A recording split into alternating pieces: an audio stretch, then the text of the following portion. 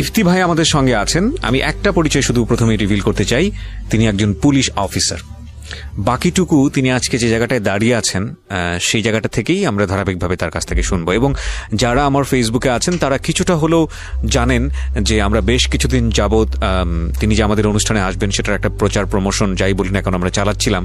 তো সেই জায়গাটা থেকে কিছুটা হলেও আইডিয়া হয়েছে। তো যারা আমার ফেসবুকে নেই, অনুষ্ঠানের শুরুতে আমি বলতে চাই যে আমার পেজটিতে প্লিজ আসবেন। এবং এখানে আমি ইফতি ভাইয়ের যে পার্সোনাল আইডি আছে সেটা শেয়ার করে দিয়েছি, আপনারা চাইলে ওনার ফলোয়ার হতে পারেন। আমার পেজটার ঠিকানা হচ্ছে www.facebook.com/kibria.rj KEBRIA.RJ। পেজটি আছে RJ কিবরিয়া নামে, যেখানে প্রায় 14 লাখের মতো ফ্যান ফলোয়ার আছে এবং এটা ছাড়াও অসংখ্য ফেক আইডি আছে। তো আজকে যেহেতু পুলিশ ভাই আমার সামনে বসেছেনই, তার কাছ থেকে আশু প্রতিকার কি হতে পারে সেটা নিয়ে জিজ্ঞাসা করবো। যাই হোক, আমার প্রসঙ্গে আমি নাই বা গেলাম, আমি একবারে ছোটবেলা থেকে শুরু করতে চাই, যেখান থেকে আপনার মেমোরি আছে। ছোটবেলা থেকে যদি আমাকে বলতে বলা হয় তাহলে পঞ্চম শ্রেণী থেকে, মানে একদম যেটা বলে যে সচেতনভাবে বলা, সেটা বলা যাবে। আমি যখন পঞ্চম শ্রেণীতে পড়তাম তখন আমি ক্লাস ক্যাপ্টেন ছিলাম, এটা মনে আছে। কোন কোন স্কুলে? আমার নারায়ণগঞ্জে একটা স্কুল, এটা কেরামতিয়া সরকারি বলে। এবং বাই দ্য ওয়ে স্কুলটা আবার আমার বড় বাবা দিয়েছিলেন। আচ্ছা, মানে বড় বাবার নামই ছিল স্কুলটা। আচ্ছা, বড় বাবা বলতে আমরা যেটা বুঝি বাবার বড় ভাই, তাই কি? না, উনি হচ্ছেন প্রপিতামহ, যেটা বলি আমরা। পিতামহর উপরে যিনি আছেন। আচ্ছা আচ্ছা, বুঝতে পেরেছি। হ্যাঁ, তো অনেক মানে প্রাচীন বলা চলে। এক্স্যাক্টলি, স্কুলটা অনেক পুরনো এবং আমাদের বাসার পাশেই। তো ক্লাস ক্যাপ্টেন ছিলাম ওখানে, এবং আমি মনে হয় সেই বছরের ক্লাস ক্যাপ্টেন যে 5 স্কলারশিপ পাইনি। তো সবার খুব এক্সপেকটেশন ছিল আর কি। এনিওয়ে ছিল না, আমি খুব ইজিলি ধরে নিই যে এটা কপালে ছিল না। আচ্ছা, আমার খুব সহজ একটা ফর্মুলা এটা। জি। তো ক্লাস 5 থেকে খুব চঞ্চল ছিলাম আমি, মোটামুটি আমার এলাকায় বাচ্চাদের সর্দার ছিলাম। আচ্ছা, আমার মানে আমি যখন ক্লাস 5-এ পড়তাম তখন ক্লাস 1 থেকে ধরে 3 পর্যন্ত 4 পর্যন্ত যে বাচ্চারা থাকতো ওদের সাথে আমার বন্ডিংটা খুব স্ট্রং ছিল। এবং মোটামুটি বলা চলতো ওই এলাকার বাচ্চারা সব আমি যেভাবে বলতাম সেভাবেই তখন। আচ্ছা, দেখা যেত যে ওদের মধ্যে খেলাধুলার আয়োজন করতাম, প্রতিযোগিতা করতাম, সবকিছুতে আপনি লিডটা দিতেন? হ্যাঁ, লিডটা দিতাম। তখন বাচ্চাদের সাথে অ্যাসোসিয়েশনটা বেশি ভালো ছিল। আচ্ছা, ক্লাস 5-এ পড়ে কি 5-এর বাচ্চাদেরকে লিড করতেন নাকি 2, 3, 1 যাদেরকে লিড করা যায়? 1 to 5 পর্যন্ত সবাই মোটামুটি অ্যাসোসিয়েট ছিল। এখন ক্লাস 5-এর বাচ্চা তো আসলে আর আমার কথা ওইভাবে শুনবে না, সেটা আমার সমপর্যায়েরই আছে। যেগুলো হয় যে নিচের যারা থাকতো তারাই হচ্ছে মোটামুটি শুনতো, খুব মানতো। আর কিছু হলেই কমপ্লেন, অন্য বাচ্চার সাথে কোনো ঝামেলা হলে আমার কাছে কমপ্লেন চলে আসতো। এই আর কি। তো বাবা কি করতেন? আমার বাবা ব্যবসায়ী ছিলেন। আমার বাবা ছিলেন বললাম, আমার বাবা 2009-এর 24 আগস্ট মারা গেছেন। আর আমার বাবা মেনলি করতেন, আমার দাদা যে ব্যবসাটা করতেন সেই ব্যবসাটারই কন্টিনিউশন ছিল আমার বাবার। আচ্ছা, তো আমরা আবার 2 ভাই। তো বাবা যখন দেখেছেন যে আমাদের এই ব্যাপারে ইন্টারেস্ট নাই, ওই ঘরানার বিজনেস আমরা করব না, তখন আস্তে আস্তে ওখান থেকে গুটিয়ে নিয়ে আসে আর কি। আচ্ছা, রাইট। তো ক্লাস 5-এর গল্পে আমরা ছিলাম, ধারাবাহিকভাবে সামনের দিকে আগাই। ক্লাস 5 থেকে যখন স্কলারশিপ পেলাম না, একটু দুঃখ কষ্ট লাগলো। ওখান থেকে তারপর ক্লাস 6-এ উঠে গেলাম। ওখানে আমার পার্শ্ববর্তী একটা স্কুল ছিল, HI স্কুল অ্যান্ড কলেজ বলে ওটাকে। ওই স্কুলে পড়াশোনা। ওখান থেকে আমার আবার ছোটবেলা থেকে পড়াশোনার প্রতি মনোযোগ তো ছিল, কিন্তু এর পাশাপাশি হচ্ছে এক্সট্রা কারিকুলার অ্যাক্টিভিটিজের উপরে আমার খুব ন্যাক ছিল, যেটাকে বলে। ক্লাস 6 থেকে আমাদের হঠাৎ করে বিতর্কের আয়োজন করা শুরু হলো আর কি। তা আমার খুব গর্ব লাগে এই ব্যাপারটা, এই পরিচয়টা দিতে আমার, কারণ আমি ক্লাস 6 থেকে একজন ডিবেটার ছিলাম। এবং তখন আমার এখনো খেয়াল আছে আমাদের প্রথম বিতর্কের বিষয়টা ছিল শহরের জীবন নয়, গ্রামের জীবনই শ্রেষ্ঠ জীবন। এবং আমি সেটা ফেভারিট ছিলাম আর কি। তখনকার টপিক গুলো তো খুব ইজি, কমন টাইপের টপিক হতো, বিজ্ঞান, আশীর্বাদ, এক্স্যাক্টলি। স্যাররা খুব ইন্সপায়ার করতেন। ক্লাস 6-এ যে আমি ভর্তি হলাম, আমার রোল ছিল তখন 71। আচ্ছা, 71 ছিল। 6 থেকে যখন 7-এ উঠলাম তখন রোল হলো আমার 2। ঠিক, মানে অনওয়ার্ডস এভাবে, মানে ছাত্র হিসেবে খারাপ ছিলাম না আর কি। ছাত্র হিসেবে পড়াশোনাটা করতাম, কিন্তু এর পাশাপাশি হচ্ছে কালচারাল অঙ্গনে আমার ব্যাপক পদচারণা ছিল। আমাদের থানা পর্যায়ে, জেলা পর্যায়ে, বিভাগীয় পর্যায়ে আমার বেশ I have had lots of awards. তো যেতাম আর কি ওই মুখী। এবং এই কারণে যেটা ছিল, এলাকাতে লোকজনের কাছে একটা বিশেষ পরিচিতি ছিল। এবং ছোটবেলা থেকে যেহেতু টেলিভিশনে আমি ডিবেট করতাম এবং বিটিভি থেকে ছোটখাটো চেক পেতাম শিল্পী সম্মানী, তখন মানে ব্যাংকাররাও আমাকে খুব পছন্দ করতেন। আমার এলাকার যে রিক্সা চালক ছিলেন তারাও খুব পছন্দ করতেন।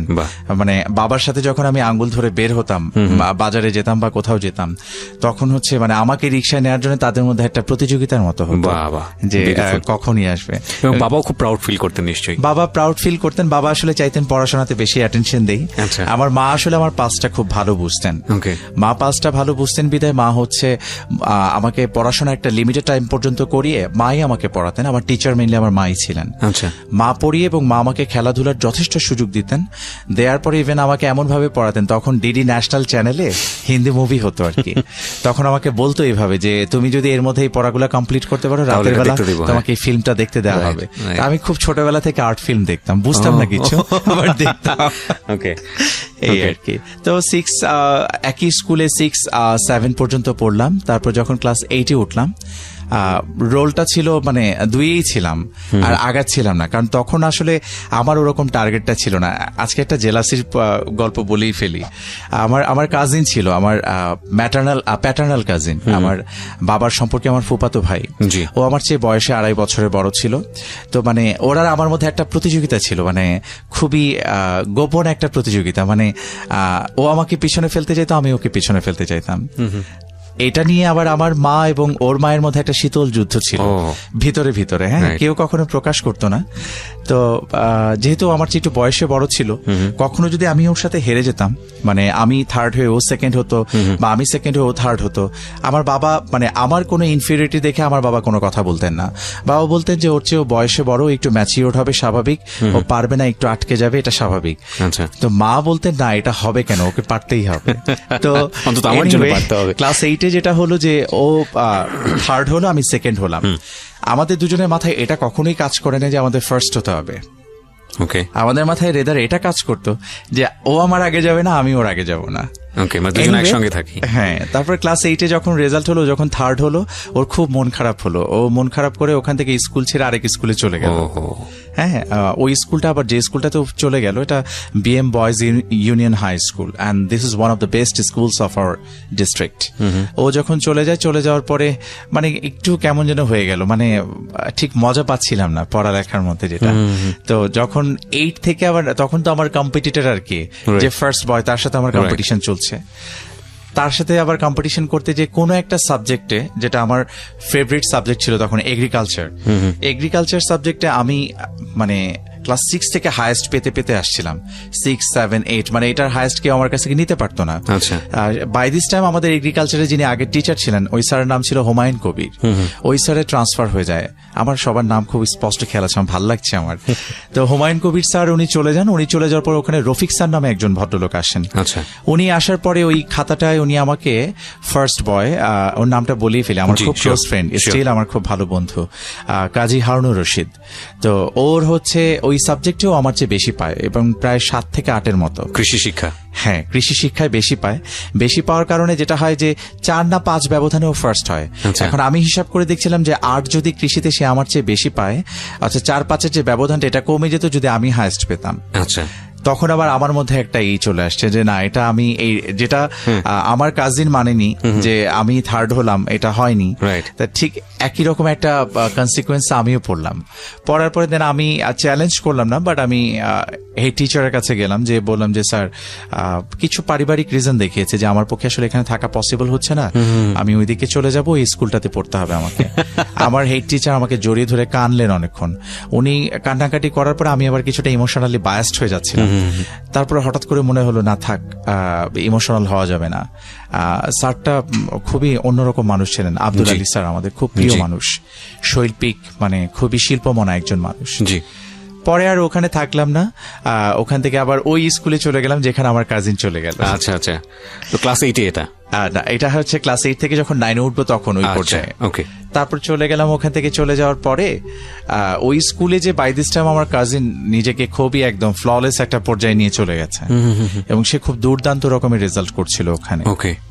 যাই হোক, ওখানে গেলাম, কম্পিটিশন দিচ্ছিলাম, দিয়ে ওর সাথে আমি আসলে পেরে উঠছিলাম না, আচ্ছা। কারণ বাই দিস টাইম ওর মধ্যে অনেক চেঞ্জেস চলে আসছে। আচ্ছা। ও ইংরেজি, ফিজিক্স, কেমিস্ট্রি প্রত্যেকটা সাবজেক্টে নিজেকে একটা অনন্য মাত্রায় নিয়ে গেছে। ওকে। তা আমিও খুব হার্ড অ্যান্ড সোল ট্রাই করছিলাম, বাট ওর সাথে আসলে পেরে ওঠা যাচ্ছিল না। বাই দ্য ওয়ে, যেটা হলো যে ফাইনালি যখন আমরা ক্লাস 10-এ পরীক্ষা দিলাম, ম্যাট্রিক পরীক্ষা যখন দিলাম, দেওয়ার পরে হচ্ছে আমাদের রেজাল্ট হলো আমরা দুজনেই স্টার মার্কস পেলাম। বিউটিফুল। তো কিন্তু ও আমার চেয়ে নাম্বার অনেক বেশি পেল। কত সাল এসএসসি? 99। 99? হ্যাঁ। আমি আপনার এক বছরের সিনিয়র। 98, আমার মনে হয় 99 লাস্ট ব্যাচ ছিল যাদের এই যে স্টার আমার মার্কস। আসলে 2000 হতো, কিন্তু আমার যেটা হয়েছে যে আমি একটা ক্লাস স্কিপ করে, মানে 1 আমি পড়ি নাই, না পড়ে আমি 2-তে উঠে গিয়েছিলাম। এই কারণে আমার 2000-এ হতো, কিন্তু আমি এক বছর যেহেতু আগে চলে আসছি, এই জন্য আমার 99-এ পরীক্ষা। তাহলে আমি আপনার 2 বছরের সিনিয়র। না, তা জানি না অবশ্য, ওটা ডেট অফ বার্থ দেখলে বোঝাতে হবে। ওকে, না ঠিক আছে, বলেন।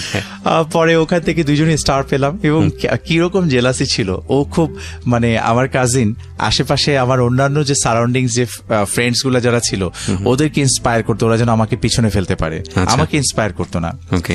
মজার কথা বলি, ক্লাস 8-এ স্কলারশিপ যখন পরীক্ষা আমরা দিচ্ছিলাম, ওর কাছে কিছু দারুণ নোট ছিল, আমি ওকে বললাম যে নোটস গুলো আমাকে দাও, ও আমাকে দিল না। কিন্তু পরীক্ষার ঠিক 2 দিন আগে এসে আমাকে নোটস গুলা দিল। আমি একটু বোকা টাইপের ছিলাম কিনা আমার মনে নাই, ওই সময় হলো কি, নোটস গুলা পেয়ে, খুব ভালো স্যারদের নোটস ওগুলা, আমি আবার নতুন করে পড়লাম 2 দিন আগে। এই নতুন করে পড়ে যেটা হলো, পরীক্ষার হলে যে আমি ভুলেই গেলাম যে কি লিখছি, কি পড়ছি আসলে। তখন ও বাইরে যখন পরীক্ষা দিয়ে আমি যখন আসলাম, ও খুব হাসতেছে, মানে আমি কিন্তু এটা টার্গেট করে তোকে দিয়েছিলাম এইভাবে। কোরিয়ান ডিপ্লোম্যাট ছিল আমাদের। হ্যাঁ, আমাদের দুজনের এই শীতল সম্পর্কটা মোটামুটি। আমি যেটা হয় কি, যে কেউ ভুল করে সে একবার সরি বললে আমার কাছে ইটস অলরাইট, আমি আর ওটা মাথায় কখনো রাখি না। এবং আমার জীবনে অনেক বড় কেউ ক্ষতি করে দিয়েছে, সেই ক্ষতি করার পরেও দেখা গেছে যে আমি আমার জায়গা থেকে যথেষ্ট সুযোগ ছিল তার একটা লস করে দেয়া, হার্ম করে দেয়া, কিন্তু উপরে যিনি মহান সৃষ্টিকর্তা যিনি আছেন, তিনি আমার হার্ট ডেফিনেটলি রিড আউট করতে পারেন।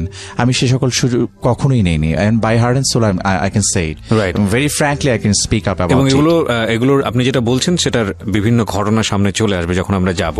আমাদের যেহেতু ফেস করেন, আমি পার্সোনালিও একটা সময় অনেক বড় একটা ডিফিকাল্টি ফেস করেছি, এবং আমি নিজে তাকে নক দিয়েছিলাম, and he is such a nice man, যে উনি এত ভালো কাউন্সিলিং করেন, এত ভালো কোঅপারেট করেন। সো আপনাদের কারোর যদি প্রয়োজন হয়, আমি জানি না এতটা উনি সামলাতে পারবেন কিনা, lakh lakh fans and followers আছে আমার এই পেজটিতে। So you can follow him, এবং ওনাকে রিকোয়েস্ট পাঠালে, ওনাকে যদি কোনো প্রবলেম আপনাদের, যেটা আসলে লিগেলি আপনারা ফেস করছেন বা পুলিশি ঝামেলার মধ্যে আছেন, উনি আপনাদেরকে অ্যাটলিস্ট পরামর্শ দিতে পারবেন, এতটুকু আপনাদেরকে আমি এনশিওরিটি দিতে পারি। সো আমার পেজটি হচ্ছে www.facebook.com/kibria.rj, KEBRIA.RJ, পেজটি আছে RJ Kibria নামে। ওখানে আমি ওনার পার্সোনাল আইডিটি শেয়ার করেছি ওনার অনুমতিক্রমে। জি বলুন। তো আমরা এসএসসি রেজাল্ট পেলাম, তারপর এসএসসি রেজাল্টের আগে ছোট্ট আরেকটা আমাদের জেলাসির গল্প আরেকটু বলে নিই। সেটা হচ্ছে যখন ক্লাস 8-এ পড়ি আমরা, তখন টেলিভিশন ডিবেটের জন্য আমাদের হঠাৎ করে সেকেন্ডারি স্পিকার অসুস্থ হয়ে গেল, আর আমি তখন ওই স্কুলে নতুন গিয়েছি। এখন আমি যে বিতর্ক করি সেটা হচ্ছে সেই স্কুলের টিচারদের কাছে এখন পর্যন্ত পৌঁছায়নি। আচ্ছা। তখন হঠাৎ করে স্যাররা ক্লাসে ঘোষণা দিলেন যে আমাদের একজন ডিবেটার লাগবে, একজন অসুস্থ হয়ে গেছে। তো আমরা প্রায় 28 জন না যেন 30 জনের মতো আমরা ট্রায়াল দিলাম। ট্রায়াল দেওয়ার পরে সেখান থেকে ফরচুনেটলি আমি সিলেক্ট হলাম। আমি সিলেক্ট হওয়ার পরে এখন যেটা হলো, বাই দিস টাইম টেলিভিশন ডিবেটের ডেটগুলো অনেকদিন আগে দিয়ে দিত, আর তখন পর্যন্ত আমরা ডেট পাচ্ছিলাম না কবে আমাদেরটা হবে আর কি। বাই দিস টাইম আমাকে মা জোর করে চুল ফেলে দিল, আমার চুল ভালো হচ্ছিল না আর কি। তো চুল ফেলে দেওয়ার কারণে আমি খুব শাই টাইপ ছিলাম তখন। তো যখন চুল ফেলে দিল, তখন এর মধ্যে টেলিভিশন ডিবেটের ডেট আসলো। আচ্ছা। এখন আমাদের যিনি যে স্যার মেইনলি এটাকে কোঅর্ডিনেট করতেন, ওনার নাম ছিল পার্থ বণিক স্যার। জি। ওই স্কুলের ম্যাথমেটিক্স করাতেন আমাদের। তো ওনার অনেক অবদান আছে আমাকে একজন ভালো ডিবেটার হিসেবে গড়ে তোলার পিছনে, মানে হি হ্যাজ কন্ট্রিবিউটেড এ লট। তো স্যার কি করলেন, খুঁজলেন আমাকে, আমার কাজিনকে বললেন তোমার কাজিনকে খবর দিও। আমি জানি না ও শুনবে কিনা, যে এত ছোটবেলার গল্প বলে দিচ্ছি। ও আমাকে এসে আর জানালো না, কারণ তখন ফোনগুলো আসলে সেরকম অ্যাভেলেবেল ছিল না। আচ্ছা।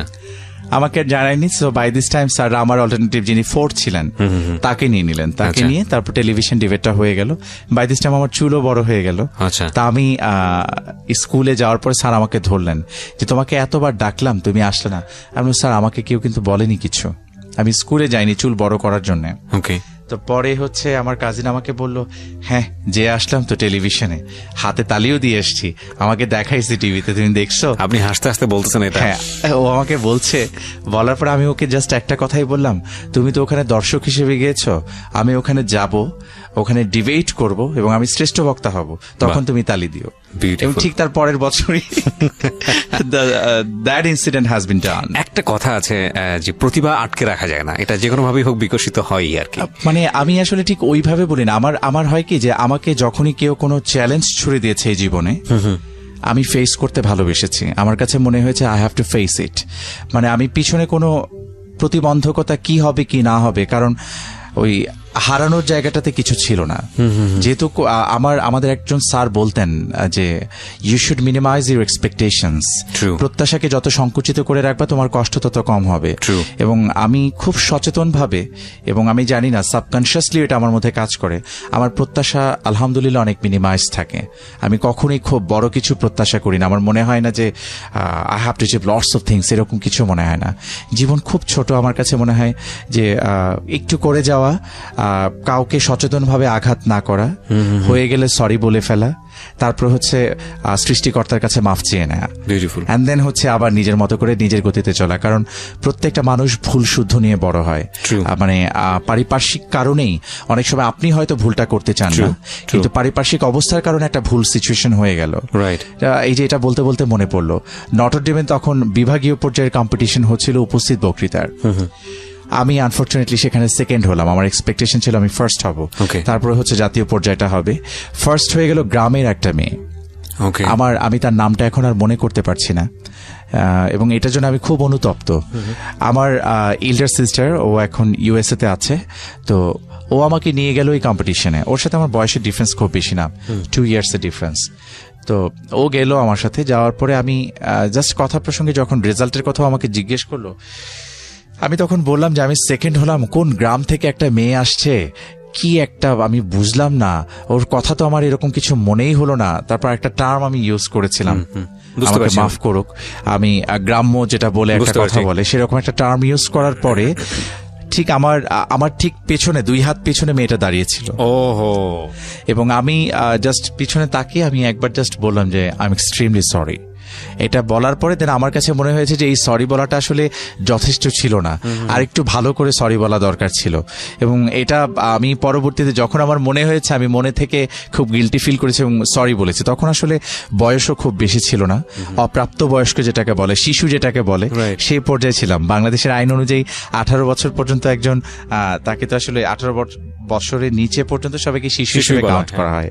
তো সেই, যদিও আমার মনে হয় না যে আমাদের ছেলে মেয়েরা ওই পর্যায়ে শিশু থাকে আর কি, তাদের আচরণ যেটা বলে। এই আর কি। তো এটার পরেও একটুখানি খুব একটা গিল্ট, একটা ফিলিং অনেকদিন কাজ করেছে, এই একটা বিষয়। আর তারপরে চলে আসি রেজাল্টের পরে হচ্ছে আমার কাজিন, ও ঠিক কাজিন ঘরানায় আসলে আটকে যাচ্ছে, ওরকম কিছু না। আমরা কলেজে ভর্তি হলাম, আমি নারায়ণগঞ্জেই থাকলাম, ও নটরডেমে ভর্তি হলো। আচ্ছা। তারপরে হচ্ছে ওখান থেকে আমাদের রেজাল্ট হলো। রেজাল্ট হওয়ার পরে ও হচ্ছে মেরিন ইঞ্জিনিয়ার হয়ে গেল। মানে মেরিনের তো 2টা ইসে হতো, একটা হচ্ছে চিটাগং এ, আর একটা হচ্ছে আমাদের এখানে। ও পসিবলি মেকানিক্যাল ইঞ্জিনিয়ার হলো। 2টা ভাগ থাকে, নটিক্যাল, মেকানিক্যাল। আর বাই দিস টাইম আমি আসলে খুব কনফিউজ ছিলাম আমাকে তখন, ওই পর্যায়টায় আমাকে নিয়ে, যে আসলে কি করতে চাই বা কি করব আমি। আমার আসলে কোনো ফিক্সড স্বপ্ন ছিল না।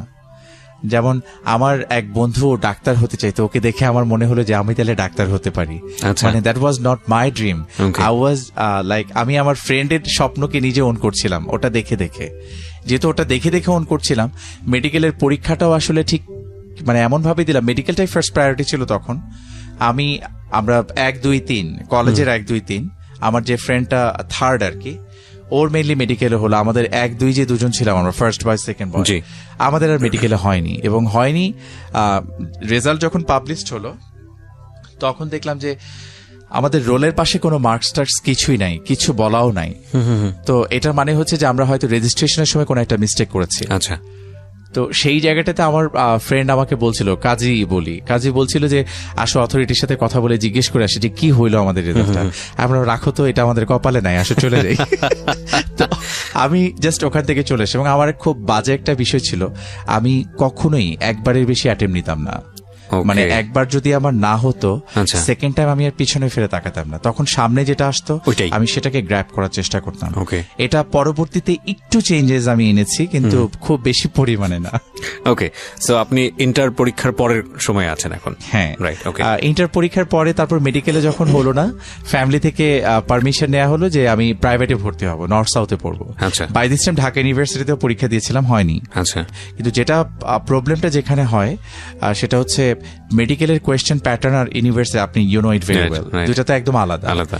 আলাদা থাকার কারণে আমার আসলে ইউনিভার্সিটি প্রিপারেশন একদমই নেওয়া হয়নি। রাইট। তা আমি প্ল্যান করেছিলাম নর্থ সাউথে ভর্তি হব, এবং আমার ফ্যামিলি থেকেও এগ্রি করলো।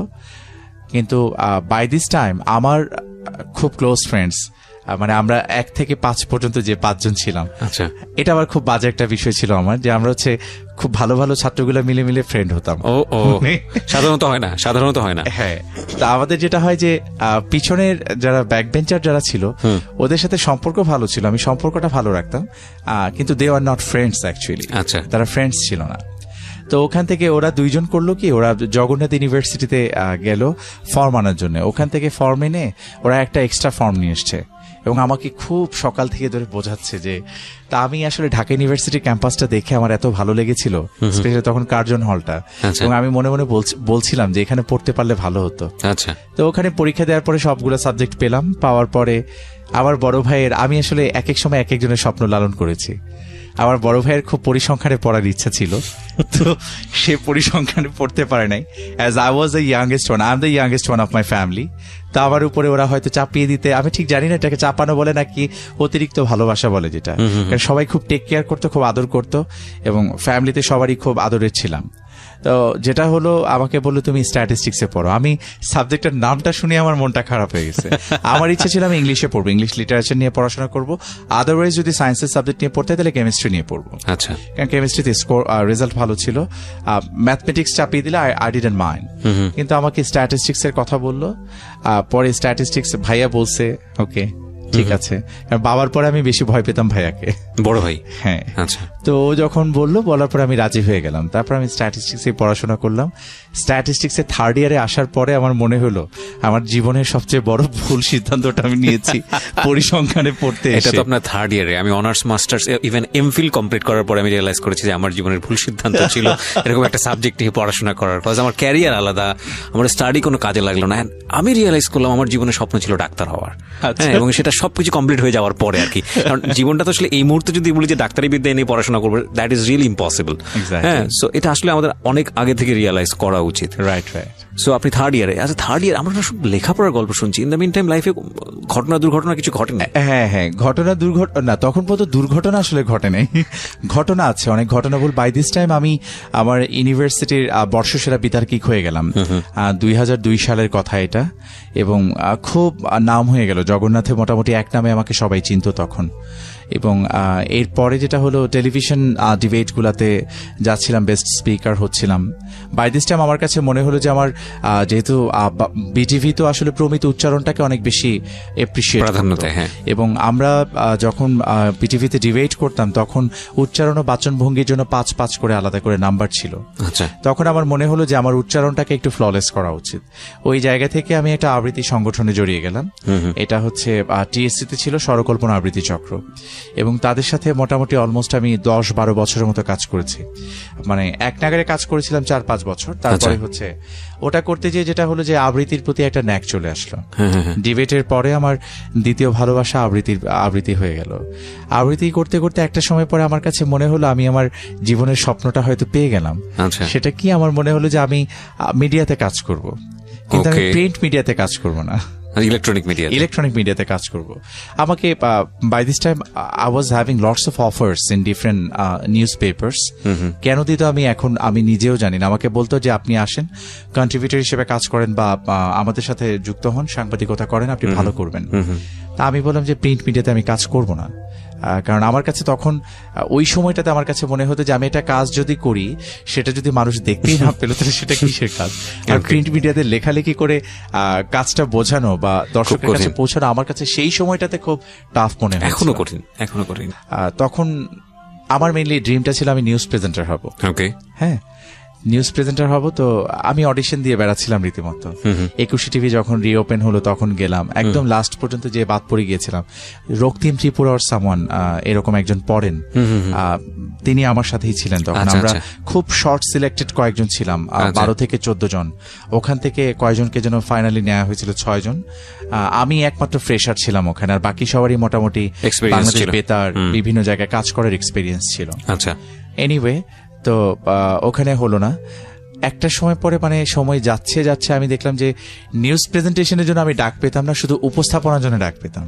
আচ্ছা। কখনো কখনো ধারা বর্ণনা, নেপথ্যে কণ্ঠ দেয়া, এই বিষয়গুলোর জন্য অনেক ডাক আসতো এবং আমি খুব এনজয় করতাম এগুলাতে। অ্যান্ড ট্রাস্ট মি, আমি যে সকল প্রডিউসারদের সাথে ফ্রিল্যান্সিং এ সকল কাজ করেছি, তারা মনে হয় কেউ আমাকে বলতে পারবে না তারা কখনো মানে আমি তাদের কাছ থেকে কখনো পেমেন্ট নিয়েছি, কখনোই বলতে পারবে না। Okay. আমি কাজটা করতাম একদম ভালোবাসা থেকে, মানে আমার মনে হতো যে কণ্ঠের খেলাটা একটু খেলি। আচ্ছা। এবং কখনো এমনও হতো যে স্টুডিওতে স্ক্রিপ্ট আমাকে ধরিয়ে দিয়ে প্রডিউসার ডিরেক্টর সব গান চলে গেছে যে আপনি তুমি আপনার তোমার মতো মতো করে। পড়ে রেখে চলে যাও, আমরা পরে ওখান থেকে কেটে টেটেই করে নেব। আচ্ছা। তখন আমি আবার বিসিএস এর প্রিপারেশন নিচ্ছিলাম। বাই দিস টাইম আমার অনার্স কমপ্লিট। ওকে।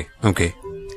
অনার্স কমপ্লিট হয়ে যাওয়ার পরে যেটা হলো যে আমাদের ইউনিভার্সিটিতে ডিবেটারদের মধ্য থেকে কখনো প্রেসিডেন্ট পদটা দেয়া হতো না।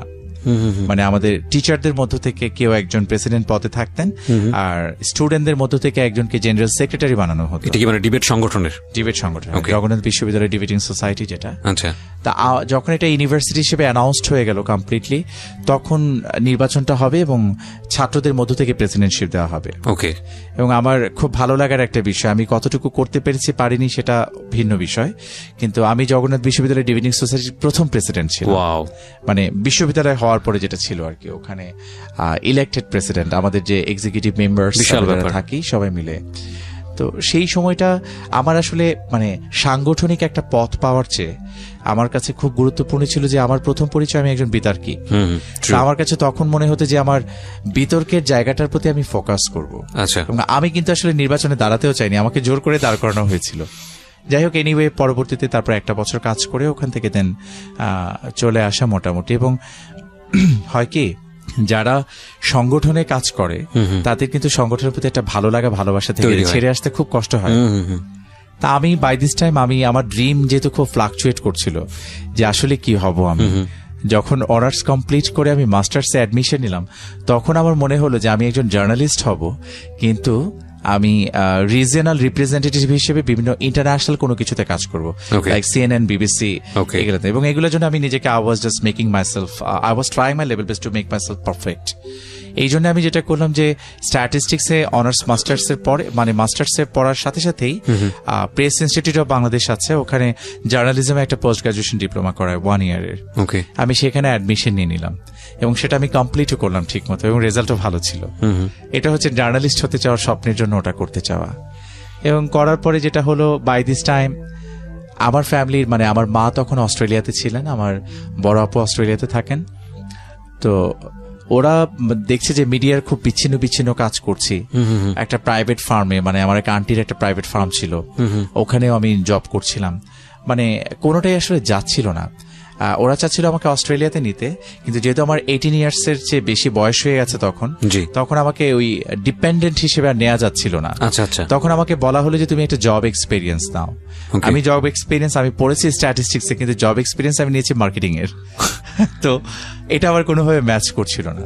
দেন ওরা কোনোভাবে আর মানে দেশে থেকে এই যে মিডিয়ার কাজ, তারপরে হচ্ছে এরকম বিচ্ছিন্নভাবে কাজগুলো করাটাকে এপ্রিসিয়েট করছিল না। আচ্ছা। আমাকে একটা রীতিমতো মানে একটা ঝাড়ির মতোই দিল যে হয় বাংলাদেশে ডিগনিফাইড কিছু করো, নয়তো তুমি অস্ট্রেলিয়াতে চলে আসো। ওকে। নাও ইউ ফেসিং দ্য মানে reality of life, tough reality of life Exactly. এটাকে বলে। হ্যাঁ। এবং আমার সামহাও আমি জানি না, মানে আমার কখনোই বিদেশ ভালো লাগে না, কখনো না। আমি আজ পর্যন্ত যাই না। আমি গিয়েছি আমি গিয়েছি, আমার দেখে মনে হয়েছে এত সুন্দর কেন, মানে মানে সৌন্দর্য একটা সময় যে অসহনীয় হয়ে যায়, ও, সেটা okay. মানে আমি সুইজারল্যান্ডেও গিয়েছি, আচ্ছা। আমি দেখে ঠিক 2-3 ঘন্টা পরে আমার আর ভালো লাগে না, মানে এ কি, মানে এত সুন্দর কেন, মানে আমার কাছে কেন জানি মনে হয় যে বাংলাদেশের বাইরে আসলে কিছু নাই, মানে একদম গোড়া একটা অনুভূতি। আমি কখনো চেষ্টাই করিনি, 1-2 বার ভিসার জন্য বেশ কয়েকটা দেশে ট্রাই হ্যাঁ। করেছিল, তো রিজেক্ট করে দিয়েছে। আমি খুব খুশি হয়েছি, যাক রিজেক্ট করে দিয়েছে আমাকে। প্রথম দিকে আমাকে খুব রিজেক্ট করতো আসলে, আমার ফ্যামিলি সবাই ভিসা পেত, একজনকে বাদ দিলে সেটা ছিলাম আমি। আমাকে দিত না, আমাকে কেন দিত না, এটা এমন হয়ে গেল একটা ইয়ের মতো হয়ে, একটা মিথের মতো হয়ে গেল। তো আমি তাকে বললাম যে আমার বাবা অসুস্থ, আমি কোনোভাবেই যাব না।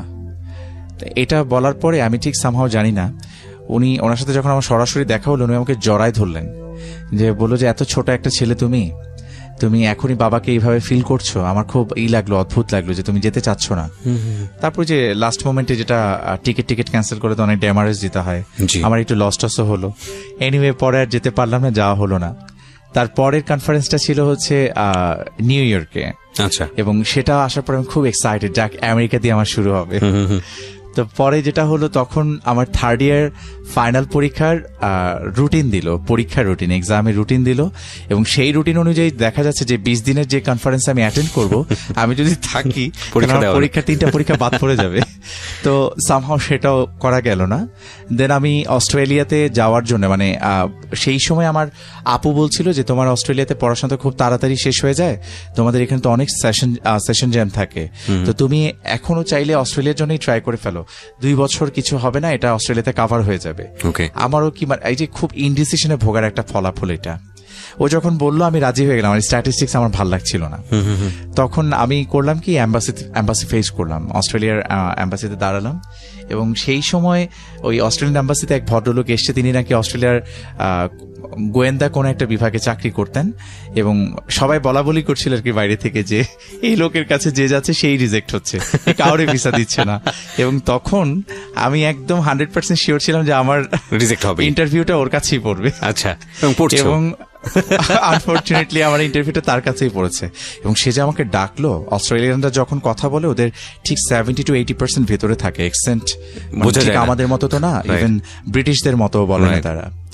আমি জাস্ট আমার ইফতে খায়রুলের ইফটা বুঝলাম আর ইসলামের নামটা বুঝলাম, তখন বুঝলাম যে আমাকে ডাকছে। আমি ওখানে গেলাম, he was asking several questions to me and I tried my level best to answer. আমার রেজাল্ট ভালো ছিল, জাস্ট আমাকে জিজ্ঞেস করছে যে why you are just willing to move at the mid of your study, তুমি to complete your study first and then go for Australia for your MBA course or masters course. Then আমি তাকে বললাম আর কি, কিছু কথা বলতে হয় তখন, কিছু কথা তাকে বললাম, সেশন জ্যামের প্রবলেমের কথাও বললাম, but he was not satisfied actually, এবং আমাকে বললো অলরাইট। বলার পরে দেন আমাকে ভিসা দিল না, কিছুদিন পরে জানা যায় এগুলা, 15-20 দিন না কতদিন পরে আমি জানলাম। এই এত স্ট্রাগল, এই যে আমি যে পাচ্ছিলাম না, কারণ বলে না যে destiny has destined something for you. এখন আমি খুব বিশ্বাস করি এটা, আপনি পরিশ্রম ডেফিনেটলি করবেন, ভাগ্য সৃষ্টিকর্তার হাতে, সে সবকিছু লিখছে বসে। তো সেই জায়গা থেকে যখন হলো না ভিসা, আমি মানে একটা আমার পজিটিভ সাইনটা যেটা ছিল, আমি এত রিজেক্টেড হওয়ার পরে আমি ডিসঅ্যাপয়েন্টেড হতাম, কিন্তু আমি একদম ভেঙে পড়তাম না। আমার কখনোই আমার মনে হতো না যে আমার সব চলে গেছে, সব শেষ হয়ে গেছে, এরকম কখনোই মনে হয়নি। এটা কি খুব ন্যাচারালি হতো? ন্যাচারালি হতো, মানে আমার নাই, আমি নিজে কোনো একটা অবস্থানে নাই, কিন্তু আমি আমার আশপাশের লোকজনকে খুব বুস্ট আপ করতাম। ওয়াও, বাই দ্য ওয়ে, আমি যে জায়গাটায় আসতে চাচ্ছিলাম সেটা হচ্ছে আপনার সিদ্ধান্ত নেওয়া যে আপনি কি করবেন, BCS করা বা অস্ট্রেলিয়াতে চলে যাওয়া, এরকম একটা জায়গা। যখন আমাকে অস্ট্রেলিয়া থেকে ওরা বললো যে বাইরের জন্য অ্যাপ্লাই করার জন্য, তখন আমার এর পাশাপাশি মা বললো, আবার আমার এক ব্রাদার ইন ল, তিনি বললো যে তুমি তো স্টুডেন্ট ভালো, তো why don't you sit for BCS examination. আমাকে এই কথাটা কয়েকবার বললো। আমি তখন পর্যন্ত জানতাম না BCS আসলে কি, I never had any idea. কারণ আমি ওই যে তখন CID দেখাতো না টিভিতে,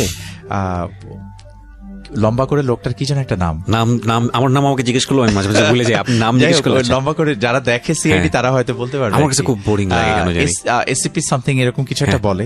তো এগুলা দেখে আমার খুব মজা লাগতো, কিন্তু আমি কাউকে জিজ্ঞেসও করতাম না যে কিভাবে CID তে যেতে হবে। আচ্ছা, কিন্তু আমার মনে প্রশ্ন আসতো যে এরকম হতে পারলে ভালো হতো। হ্যাঁ, এরকম আসতো। এক এক সময় এক একটা ভাবতাম।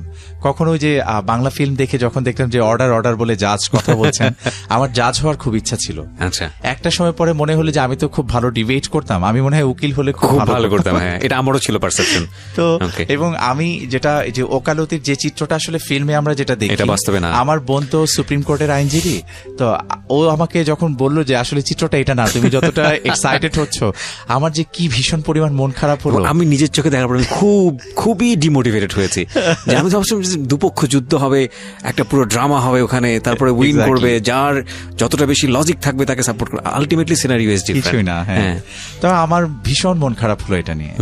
তারপর বাই দিস টাইম যখন আমাকে ওটা বললো, তখন আমি বিসিএস এর বই কেনার জন্য নীলক্ষেতে গেলাম।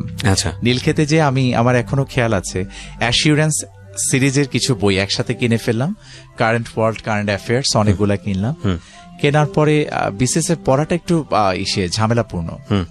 মানে ঝামেলাপূর্ণ হচ্ছে বিসিএস এর চান্স পাওয়ার জন্য খুব মেধাবী, মানে অনেক মেধাবী হতে হবে আমি সেটা বলছি না, মেধাবীরা তো ডেফিনেটলি ওয়েলকামড, কিন্তু যেটা হয় যে অনেক বেশি ইন্ডাস্ট্রিয়াস হতে হয়, অনেক পরিশ্রমী হতে হয়। সেই পরিশ্রমটা অনেকে করতে পারে না, এটা খুব কষ্ট হয়ে যায়। আমি পারিনি। তো যেটা হলো, আপনার সামনে জলজান্ত এক্সাম্পল বসে আছে। ওকে, 30তম বিসিএস দিয়ে আমি শুরু করি মেইনলি।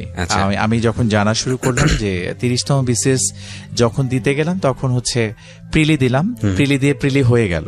ওকে, তারপর রিটেন দিলাম, রিটেনও হয়ে গেল। ওকে, তখন পর্যন্ত আমি কিন্তু সিরিয়াস না, আমি জাস্ট পরীক্ষা দিতে হয় এই জন্য দিচ্ছি। সিরিয়াস না বলতে মানে পড়ালেখা তো করেছি, কিন্তু সেই সেন্স থেকে যে একটা ন্যাক থাকা যে আমার এটা হতেই হবে, কারণ তখন পর্যন্ত আমি ফ্লোতে থেকে আসলে বুঝতে পারছি না জিনিসটা কি, বিষয়গুলো আমার কাছে ক্লিয়ার না। এবং আমি তখন কোচিং করিনি, আমার যেহেতু কোনো আইডিয়া নাই, এবং আমার ফ্যামিলিতে যেহেতু কেউ ছিল না, যেহেতু আমার ফ্যামিলিতে বিজনেস ঘরানাটা ছিল আর এই চাকরিজীবীর ঘরানাটা একটু কম, সেই পার্সপেক্টিভ থেকে ক্লিয়ার ছিল না। তো ভাইভাতে যখন গেলাম, ভাইভাতে মানে অনেক পড়েছি আর কি বিভিন্ন জায়গায়। চয়েস কি ছিল? আমার ফার্স্ট চয়েস ছিল পুলিশ ক্যাডার। 30-এ ফার্স্ট চয়েস পুলিশ ক্যাডার ছিল। আচ্ছা, আর এটা বুঝে শুনে দিয়েছিলেন, ওই সিআইডি হতে চাই বুঝে শুনে, ওই ড্রিম অবচেতন মনে যেটা কাজ করেছে। আর ইউনিফর্মটার প্রতি আমার একটা ভালো লাগা আছে, যে you are wearing uniform, it gives you a different vibe. তো সেই জায়গা থেকে আমার কাছে মনে হলো যে হ্যাঁ, পুলিশ ফার্স্ট চয়েস থাক। সেকেন্ড চয়েস তখন ছিল আমার অ্যাডমিনিস্ট্রেশন, থার্ড ছিল পসিবলি কাস্টমস, আর পরেরগুলো এখন আর খেয়াল নাই। আচ্ছা, ওখানে দেওয়ার পরে যেটা হলো, আমি যে বোর্ডে পড়েছিলাম, ওই বোর্ডে আমি যখন ঢুকতে গেলাম, অনেক পড়েছি যে ইন্টারভিউ সময় অনেক রকমের সিচুয়েশন অ্যারাইজ করে, ওগুলা স্মার্টলি ফেস করতে হয়। তা আমি নিজে যেই ফেস করলাম, কি রকম, আমি মাত্র দরজাটা খুললাম, ঢুকবো, ইন্টারভিউ বোর্ডে যিনি চেয়ারম্যান স্যার ছিলেন, তিনি আমাকে বললেন যে আপনি বের হয়ে যান। ঢোকা মাত্রই হ্যাঁ, আমাকে ঢুকতে দিল না। আমি জাস্ট একটা পা দিয়ে, দরজাগুলো খুব শক্ত থাকে, ওকে, আপনাদের এই ডোরগুলোর মধ্যে খুব শক্ত, যে অনেক প্রেসার দিয়ে খুলতে হয়। প্রেসার দিয়ে খুলে আমি জাস্ট ঢুকতে, may I come in sir, আমি এটা জাস্ট বলেছি, সাথে সাথে আমাকে বলেছে আপনি ঢুকবেন না। তা আমি জাস্ট বাই দিস টাইম যেটা হয় যে রুমটার ভিতরে একটা টেবিল থাকে, টেবিলের এখানে 3 জন বসে থাকেন, আর সামনে টেবিলের সামনে আরেকটা চেয়ার থাকে, যেখানে পরীক্ষার্থী যে বসবে আর কি। তা আমি দেখলাম যে আমার ওই অতটুকুই, যেটা চোখের উপযোজন ক্ষমতা বা দিনে তো দৃষ্টির ক্ষমতার কারণে যতটুকু আমি দেখতে পারলাম, যে একটা টেবিল, 3টা চেয়ার, ওখানে ওনারা বসে আছেন। আমাকে যখন বের হয়ে যেতে বললো, আমি না কনফিউজড হয়ে গেলাম। অফকোর্স, সেটাই হওয়া উচিত। আমি কি আসলে ঢুকবো নাকি ঢুকবো না? এখন আমাকে তো ওনার অর্ডার তো মানতে হবে, নিশ্চয়ই কোনো একটা কিছু আছে। এখন উনি আমাকে বলছিলেন যে আমি আমার লোককে ডাকবো। উনি ওনার লোককে ডাকলেন, ওনার লোককে ডাকার পরে ওনার লোক ঢুকলো, ঢোকার পরে ঠিক 2 মিনিট পরে আমাকে আবার ডাকা হলো। 2 মিনিট পরে আমি ঢুকে যেয়ে দেখলাম যে চেয়ারটা যেখানে ছিল আমারটা, মানে যেখানে আমি বসবো, সেই চেয়ারটা সেই জায়গাতে আর নাই। সেই চেয়ারটা অনেক দূরে চলে গেছে, মানে একদম রুমের এক প্রান্ত থেকে আরেক প্রান্ত। আমি জানি না, এটা হয়তো ওয়ান সর্ট অফ টেকনিক্স পরীক্ষার আগে। তো ওনারা আমাকে প্রশ্ন করছিলেন ওই দূর থেকে, এবং আমি আনসার দিচ্ছিলাম। যাই হোক, ইন্টারভিউটা দিলাম, ভালো মন্দর মিশেল একটা ইন্টারভিউ হয়েছিল, কিন্তু আমার 30তমতে আমি ভাইভাতে ডিসকোয়ালিফাই করি। আমার হয়নি। আমারটা খুব হরিবল ছিল, কোথাও বলা যাবে না মিডিয়াতে, বললে সমস্যা হয়ে যাবে অনেকের, সো এটা বলবো না। বাট জীবনে যদি কোনোদিন লিখি তাহলে হয়তো বা থাকবে সেটার মধ্যে, লাইফ স্টোরির মধ্যে। ওকে, হ্যাঁ। পরে 30তম, যেটা আমাদের সময় বিসিএস এর গতিটা আসলে খুব বেড়ে গেল।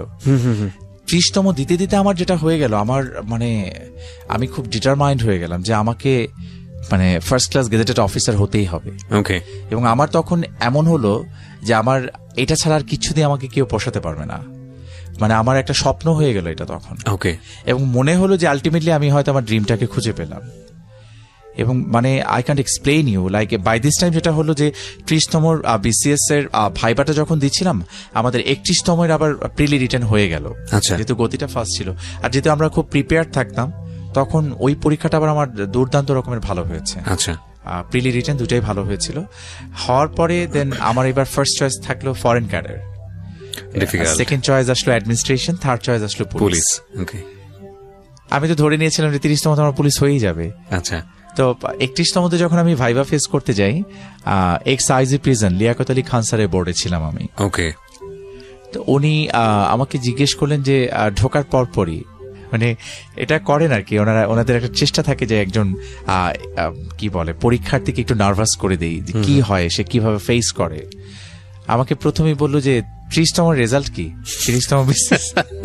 তা আমি বললাম যে 30তম বিসিএস স্যার ভাইভাতে কোয়ালিফাই করতে পারিনি।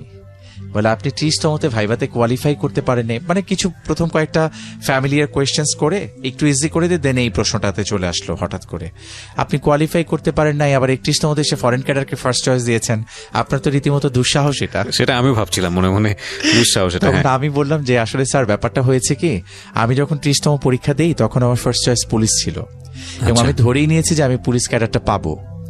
তো আনফর্চুনেটলি আমি পুলিশ ক্যাডার পাইনি এবং 30তম যখন পরীক্ষা দিয়েছিলাম তখনই আবার 31তমের প্রেফারেন্স লিস্টটাকে আমি ফিল আপ করে ফেলেছি। এবং যেহেতু আমি ধরে নিয়েছি আমি পুলিশ ক্যাডার পাবো, 31তমতে আমি পুলিশ ক্যাডারের উপরে কোন ক্যাডারটা আছে সেটা দেখতে চেয়েছিলাম। তখন আমার কাছে মনে হয়েছে হ্যাঁ, ফরেন ক্যাডারটাকে আমি বেছে নিতে পারি। আর আমি অত্যন্ত বিনয়ের সাথে স্যার বলতে চাচ্ছি যে প্রথম 10 থেকে 12 জন ফরেন ক্যাডার পাবে তার একজন আমিও হতে পারি। এই কথাটা বলার পরে স্যার একটু আমার দিকে একটা লুক দিল আর কি। লুক দেওয়ার পরে আমাকে বললো যে তুমি ইংলিশে কথা বলতে পারো। আমি একটু মনে মনে ভিতরে ভিতরে হাসছিলাম। ফরেন ক্যাডারটা দেওয়ার পিছনে আমার একটা রিজন ছিল এটা, I wanted to show my that calibre, that part of efficiency, so that তারা বুঝতে পারে যে ছেলেটার ইংলিশ একটু দখল আছে। এখানে এগুলা সামহাও আপনি তো চাইবেন যে আপনার জায়গা থেকে আপনার ইন্টারভিউটা এমন হোক যে কারণে আপনার বোর্ড মেম্বার্স আপনার উপরে প্লিজ থাকুক। ট্রু। তো আমার মধ্যে সেই ব্যাপারটাও কাজ করছিল যে ফরেন ক্যাডারটা কি আমি ফার্স্ট চয়েস দিলে সেক্ষেত্রে আমাকে কিছু questions I will definitely face in English, এবং আমার একটু কথা বলার সুযোগ থাকবে এবং সেই জায়গা থেকে হতে পারে যে আমি ফরেন ক্যাডার না পেলেও একটা ক্যাডার আমি পাবো। ওই জায়গা থেকেই যখন আমাকে বললো যে আমাদের ফরেন পলিসি ইংলিশে বলার জন্য, দেন আই স্টার্টেড স্পিকিং। কথা বলার পরে স্যাররা খুব খুশি হচ্ছিলেন, আমি বুঝতে পারছিলাম। এবং এরপরে আমাকে হিউমিলেট করার মতো আমাকে ডাউন ট্রোডন করার মতো কোনো ধরনের কোয়েশ্চেন আমাকে আর করা হয়নি। এবং I was asked almost 17 questions and I answered 16 questions perfectly. একটা প্রশ্নের অর্ধেক পেরেছিলাম, অর্ধেক পারিনি।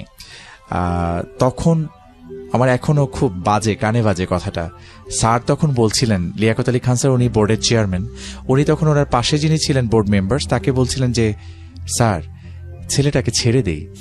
মানে ওনার এই কথাটার মধ্যে এত মায়া ছিল, আমার তখন মনে হচ্ছিল কি যে আমার চাকরিটা ইনশাল্লাহ হয়ে যাবে। এবং সেই সময় আমার পরীক্ষার জাস্ট ভাইবার 15 দিন আগে আমার মা দেশে আসেন অস্ট্রেলিয়া থেকে। আমার হচ্ছে একটু নিট অ্যান্ড ক্লিন না থাকলে মানে আমি পড়তে পারতাম না, একটু গোছানো না থাকলে। সবসময় যদি এখন আর ঠিক ওই ব্যাপারটা নাই। তো আমার মা এসে দেখলেন 7 দিন ধরে আমার বেড কভার চেঞ্জ হয় না আমার রুমে, এবং আমার বইপত্র নোটস টোটস সব এইভাবে ছড়ানো ছিটানো। আচ্ছা। তো মা বুঝলো যে আমি একদম কাইন্ড অফ ক্রেজি হয়ে গেছি, মানে এরকম কেন। মা আমাকে বললো তোমার তো হারানোর কিছু নাই, তুমি এরকম পাগলের মতো করতেছো কেন, কি হবে এটা না হলে, চলে যাবা আমার সাথে, চলে যাবা, এরকম ভাবে বলছিল আমাকে। আমি বুঝছিলাম যে আমাকে আসলে ইন্সপায়ার করছিল যেন আমি খুব বেশি ডিজার্টেড না হলে। আমি তখন বললাম যে মা আমাকে এখন কোনো জায়গায় একটা চেয়ারম্যান বানিয়ে দিলেও হবে না, কোনো বোর্ড বলেন অন্য কোথাও, আমার এটাই লাগবে, আমার এটাই হতে হবে। That determination is very much important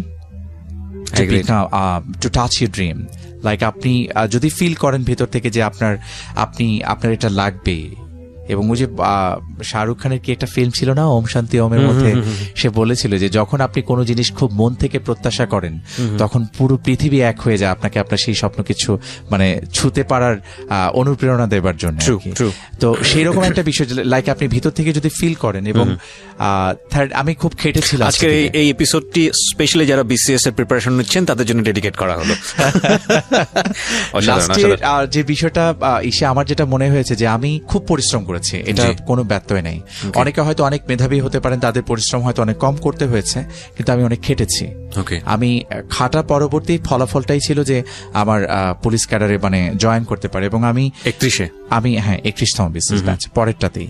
এবং আমি নিজেকে খুব প্রিভিলেজ ফিল করি এই জন্য, কারণ আমি মনে করি যে সৃষ্টিকর্তা খুব বেছে বেছে মানুষজনকে এই সুযোগটা দেয়, পুলিশ অফিসার হওয়ার সুযোগটা। কারণ এটা হচ্ছে এমন একটা জায়গা যে জায়গা থেকে আপনি প্রান্তিক পর্যায় পর্যন্ত মুহূর্তে সেবা পৌঁছে দিতে পারবেন। অসাধারণ কাজ করার সুযোগ আছে। অসাধারণ কাজ। আমার কিছু ফ্রেন্ড আছে, কান্না দেখবেন, হাসি দেখবেন, আপনাকে এসে জড়িয়ে ধরবে। মানে আমার এই লাইফে এত বেশি প্রান্তিক পর্যায়ের মানুষ এসে আমাকে ভিক্ষা করেন, ভিখারিনী। তিনি আমার কনস্টেবল মানে আমার যিনি অর্ডারলি, যিনি বডিগার্ড হিসেবে আছেন, তাকে দেখে ভয় পাচ্ছেন কিন্তু আমাকে এসে জড়ায় ধরছেন। মানে আই রিয়েলি লাভড ইট। আমাকে জড়ায় ধরে চুমু খাচ্ছেন, কান্না করছেন। এবং এই গল্পটা একটু দীর্ঘায়িত হবে, আমরা ধারাবাহিকভাবেই যাব। আপনার রেজাল্ট আসলো, তারপরে কি হলো?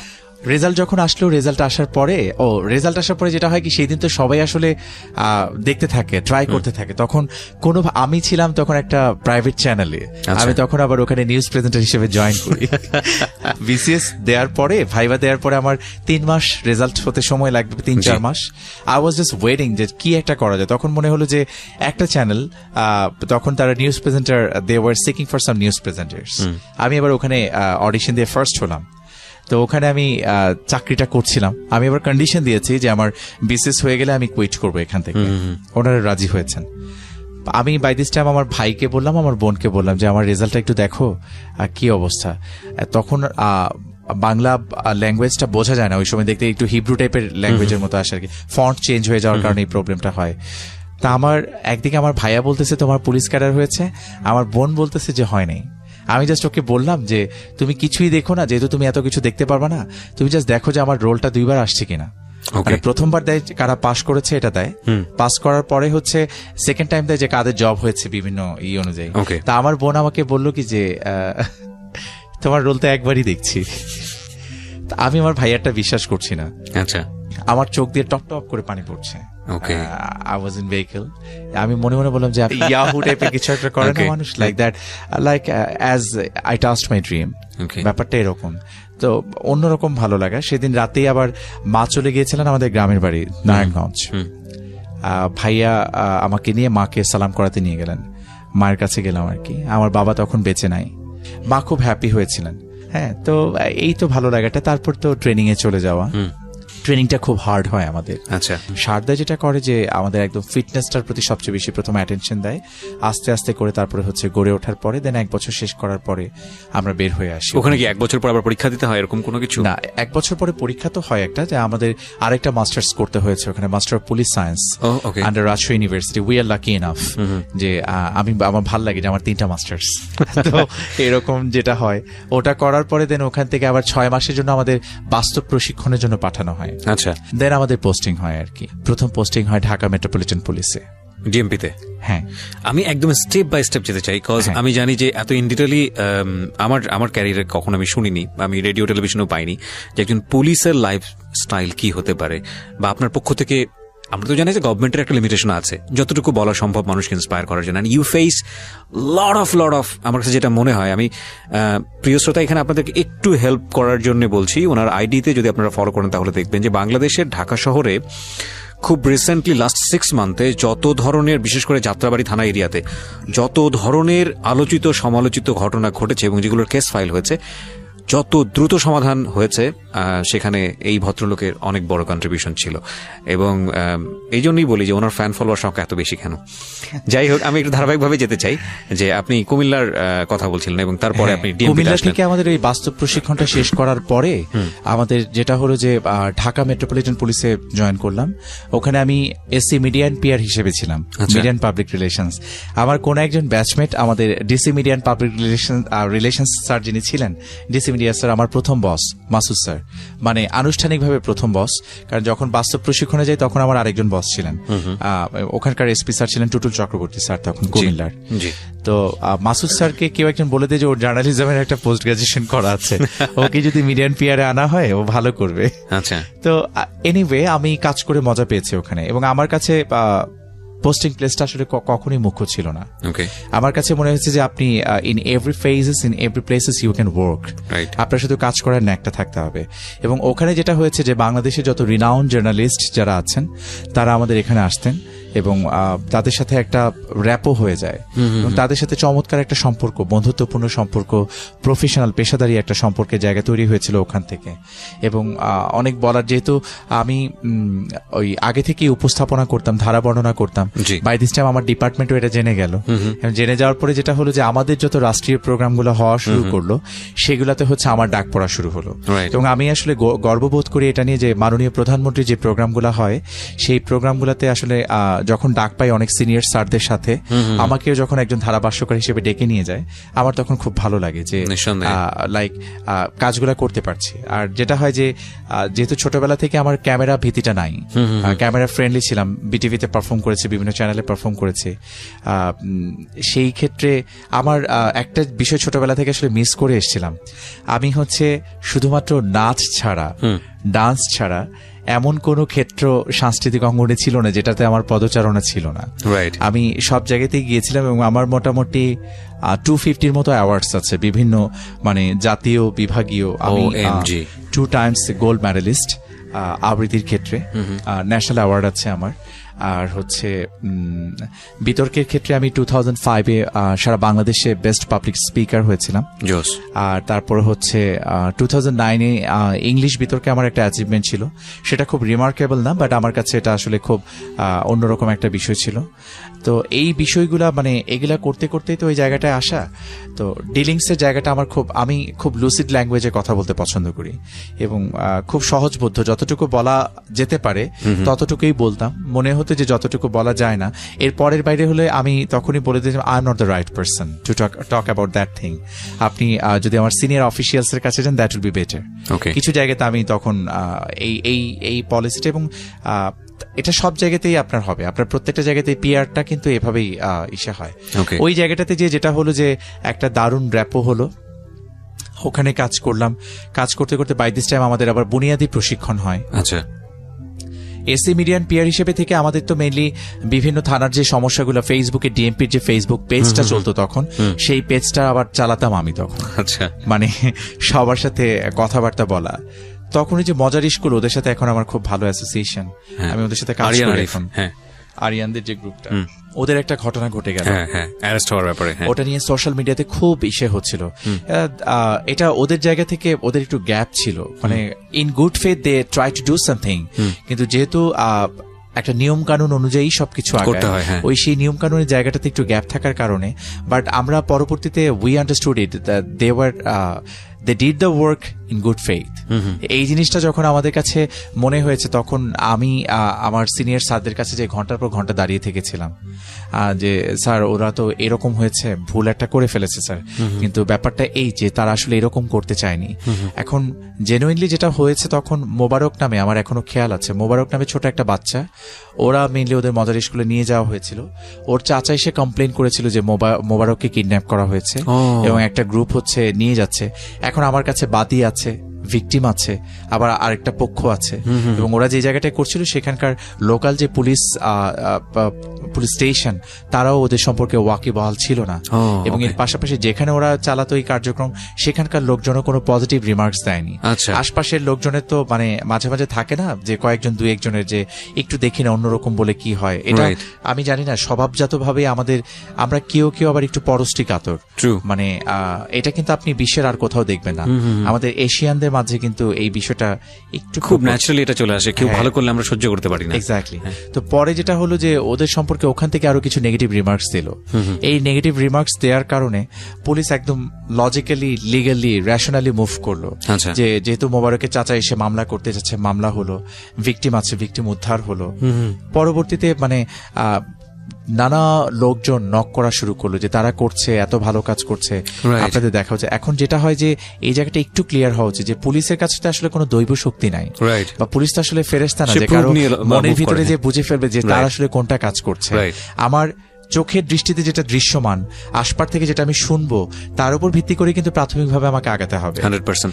এবং যখন আমি বিভিন্ন জায়গা থেকে যখন এভিডেন্স পাওয়া শুরু করলাম যে ওরা আসলে খুব পজিটিভ কাজ করতে যাচ্ছে, একটা ভালো কাজ করতে যাচ্ছে, তখন আমি আমার তখনকার ডিসি স্যার ছিলেন মুনতাসির স্যার, স্যারের রুমে যে আমি বারবার দাঁড়িয়ে থাকতাম আর স্যারকে দিয়ে অন্যান্য সিনিয়র স্যারদেরকে কল করাতাম যে স্যার এটা একটু দেখেন, এটা একটু দেখেন। তারপর তো আলহামদুলিল্লাহ ওরা একটা সময় পরে বের হয়ে আসলো। সেই সময় বিভিন্ন চ্যানেল, বিভিন্ন পত্রিকার অনেক সিনিয়র বড় ভাইরা আমার কাছে এসেছিলেন, আমি নামগুলো এই মুহূর্তে বলছি না। ওনারা বিভিন্ন সময় ওনাদের ফেসবুকে স্ট্যাটাস দিয়েছিলেন আমাকে নিয়ে। তো আরিয়ানরা জানতো না যে ওদের জন্য কোনো একজন অফিসার একটু কাজ করেছিলেন। এখন সে ব্যক্তিটাকে এটা ওরা জানতো না।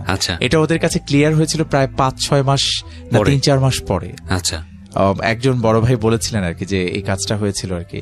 তারপর থেকে ওরা আমাকে মানে এতটাই আপন করে নিল, মানে অনেক সম্মান করে, হ্যাঁ, পাগল হয়ে গেল আমার জন্য। এবং আমি ওই বাচ্চাগুলোর মাঝে আমি গেলে মানে আমি নিজেকে হারিয়ে ফেলি আসলে। ওনার আইডিতে গেলে আসলে উনি যে কথাগুলো বলছে তাহলে আপনারা ইন ডিটেল বুঝতে পারবেন যে আসলে কি নিয়ে কথা বলছে। মজার স্কুল বাংলাদেশে এখন একটা খুব গুরুত্বপূর্ণ একটা ব্র্যান্ড আমি বলবো, যে তারা পথ শিশুদেরকে নিয়ে কাজ করে এবং সারা বাংলাদেশ ব্যাপী তারা কাজ করছে এবং এত ইন ডিটেলে কাজ করছে, এদের জন্য আসলে আপনি দেখলে দোয়া ছাড়া কিছুই আসবে না। সো যেটা বলার আছে সেটা হলো যে আপনারা যদি ওনাকে মানে ফলো করতে চান বা ওনাকে ফ্রেন্ড রিকোয়েস্ট পাঠাতে চান, ওনার সঙ্গে কানেক্ট থাকতে চান, তাহলে আপনারা চলে আসবেন আমার পেজটিতে এবং আমি আমার পেজটিতে ইফতেখারুল ভাইয়ের আইডিটি শেয়ার করে দিয়েছি।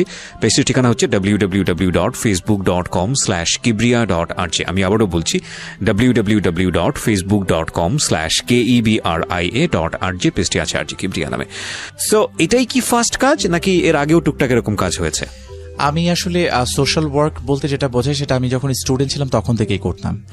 আমি ক্লাস 8 থেকেই করতাম। আমার এলাকায় আমার ছোট্ট পরিসরে করা যেটা ছিল। যখন আস্তে আস্তে বড় হতে থাকলাম তখন বিভিন্ন সংগঠনের সাথে জড়িয়ে গেলাম।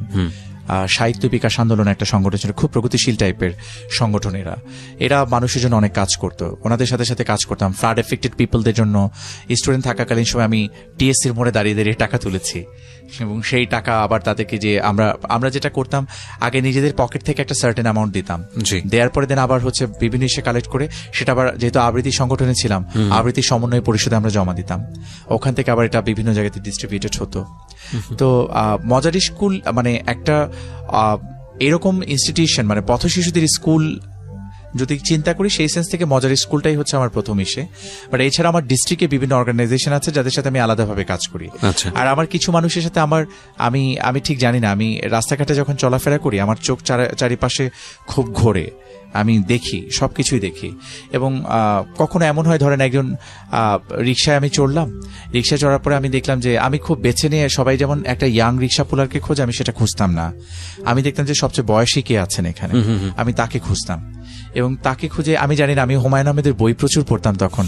আমার মাথায় মাঝে মাঝে ওনার বইয়ের মধ্যে কিছু এক ধরনের ইসে থাকতো না, একটু পাগলামি টাইপের কিছু বিষয় থাকতো, ওগুলা ঠিক ওইভাবেই আসছে কিনা জানি না। আমার হঠাৎ করে মনে হতো যে আমি ওনাকে আমার নাম্বার দিয়ে দিব, আমি নাম্বার দিলে পরে ওনার সাথে আমার একটা সারা জীবনের সম্পর্ক হয়ে যায়। এরকম বিভিন্ন অঞ্চলের বিভিন্ন জায়গার বিভিন্ন ডিস্ট্রিক্টের বিভিন্ন জনের সাথে আমার গত 8-10 বছর ধরে যোগাযোগ রয়েছে। আমরা ওনাদের কাছে আমার পার্সোনাল নাম্বার আছে, ওনাদের যখনই কোনো ব্যক্তিগত প্রয়োজন, আমি তো আসলে অত বিশেষ ক্ষমতা নিয়ে আসিনি, যতটুকু আমার জায়গা থেকে মনে হয় যে করা পসিবল সেটা আমি করি। তো এইরকম রিক্সা পোলার থেকে ধরে ভিক্ষুক থেকে ধরে এরকম ইন্ডিভিজুয়ালস অনেক ক্যারেক্টার্স আছে যাদের সাথে আমার অ্যাসোসিয়েশন রয়েছে। আর অর্গানাইজেশন বলতে মজার স্কুল, ওদের ভালোবাসাটা এবং ওই বাচ্চাদের কাছে যখন যাই না, ওরা হচ্ছে ওদের প্রত্যেকের সাথে আমার আলাদা করে হ্যান্ডশেক করতে হবে, নাহলে আবার ওরা খুব কষ্ট পায়। তো এত প্রত্যেকটা বাচ্চাকে আমার টাচ করতে হয় এবং ওরা আমাকে খুব ভালো করে চেনে। আমি ওদের কমলাপুরের যে শাখা, ওখানে মুগদার শাখা, যেখানে যেখানে যাওয়া দরকার আমি সব জায়গাতেই মোটামুটি গিয়েছি।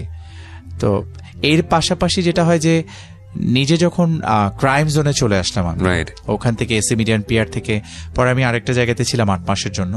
ওখান থেকে দেন আমি ফাইনালি ওই বুনিয়াদী প্রশিক্ষণটা সাভারে করতে হয় আমাদের 6 মাসের। ওটা করার পরে দেন আমি ডেমরাতে জয়েন করি, ডেমরা জোনে যাত্রাবাড়ি। এখন আপনি এখানেই আছেন। ওটা কত সালে জয়েন করলেন? আমি জয়েন করলাম হচ্ছে 2016 ডিসেম্বরের 21 তারিখে। আমার 1 বছর 5-6 মাসের মতো চলছে। আমার মানে আমি তো মনে করি যে ডেমরার যে এক্সপেরিয়েন্স সেটা বলতে গেলে রাত দিন মোটামুটি পার হয়ে যাবে। ডেমরার এক্সপেরিয়েন্স বলতে গেলে আসলে রাত দিন না, শুধুমাত্র 3-4 দিন লেগে যাবে। ভয়ানক রকমের এক্সপেরিয়েন্স। ডেমরার এক্সপেরিয়েন্স আমার কাছে মানে খুবই মানে অন্যরকম এক্সপেরিয়েন্স। এবং আমি খুব লাকি এই জন্যে যে আমার যিনি সম্মানিত ডিসি স্যার ওখানে আছেন, মোহাম্মদ ফরিদ উদ্দিন স্যার, মানে উনি এত বেশি ওন করেন আমাদেরকে। এবং কোনো কাজে একটা থাকে না যে like you are doing some works, আপনি কাজ করছেন কিন্তু আপনার ব্যাকবোনকে সাপোর্ট দেওয়ার জন্য তো লাগে পেছন থেকে।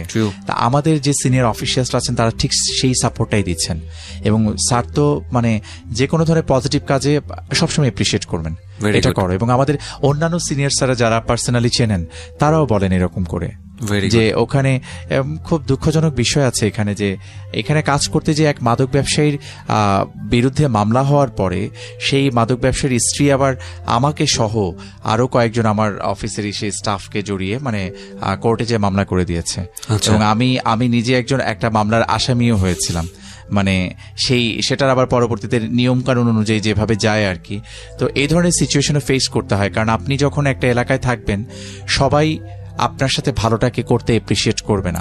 কারণ কেউ দীর্ঘ সময় ধরে একটা জায়গা তৈরি করে রাখে ওখানে, এবং ওই জায়গাটাতে যখন আঘাত পড়ে তখন তারা নানাভাবে চেষ্টা করে যে ওই লোকটাকে ক্ষতিগ্রস্ত করার জন্য, তাকে ডিমোটিভেটেড করার জন্য, কিভাবে তাকে ডিমোটিভেট করা যায়।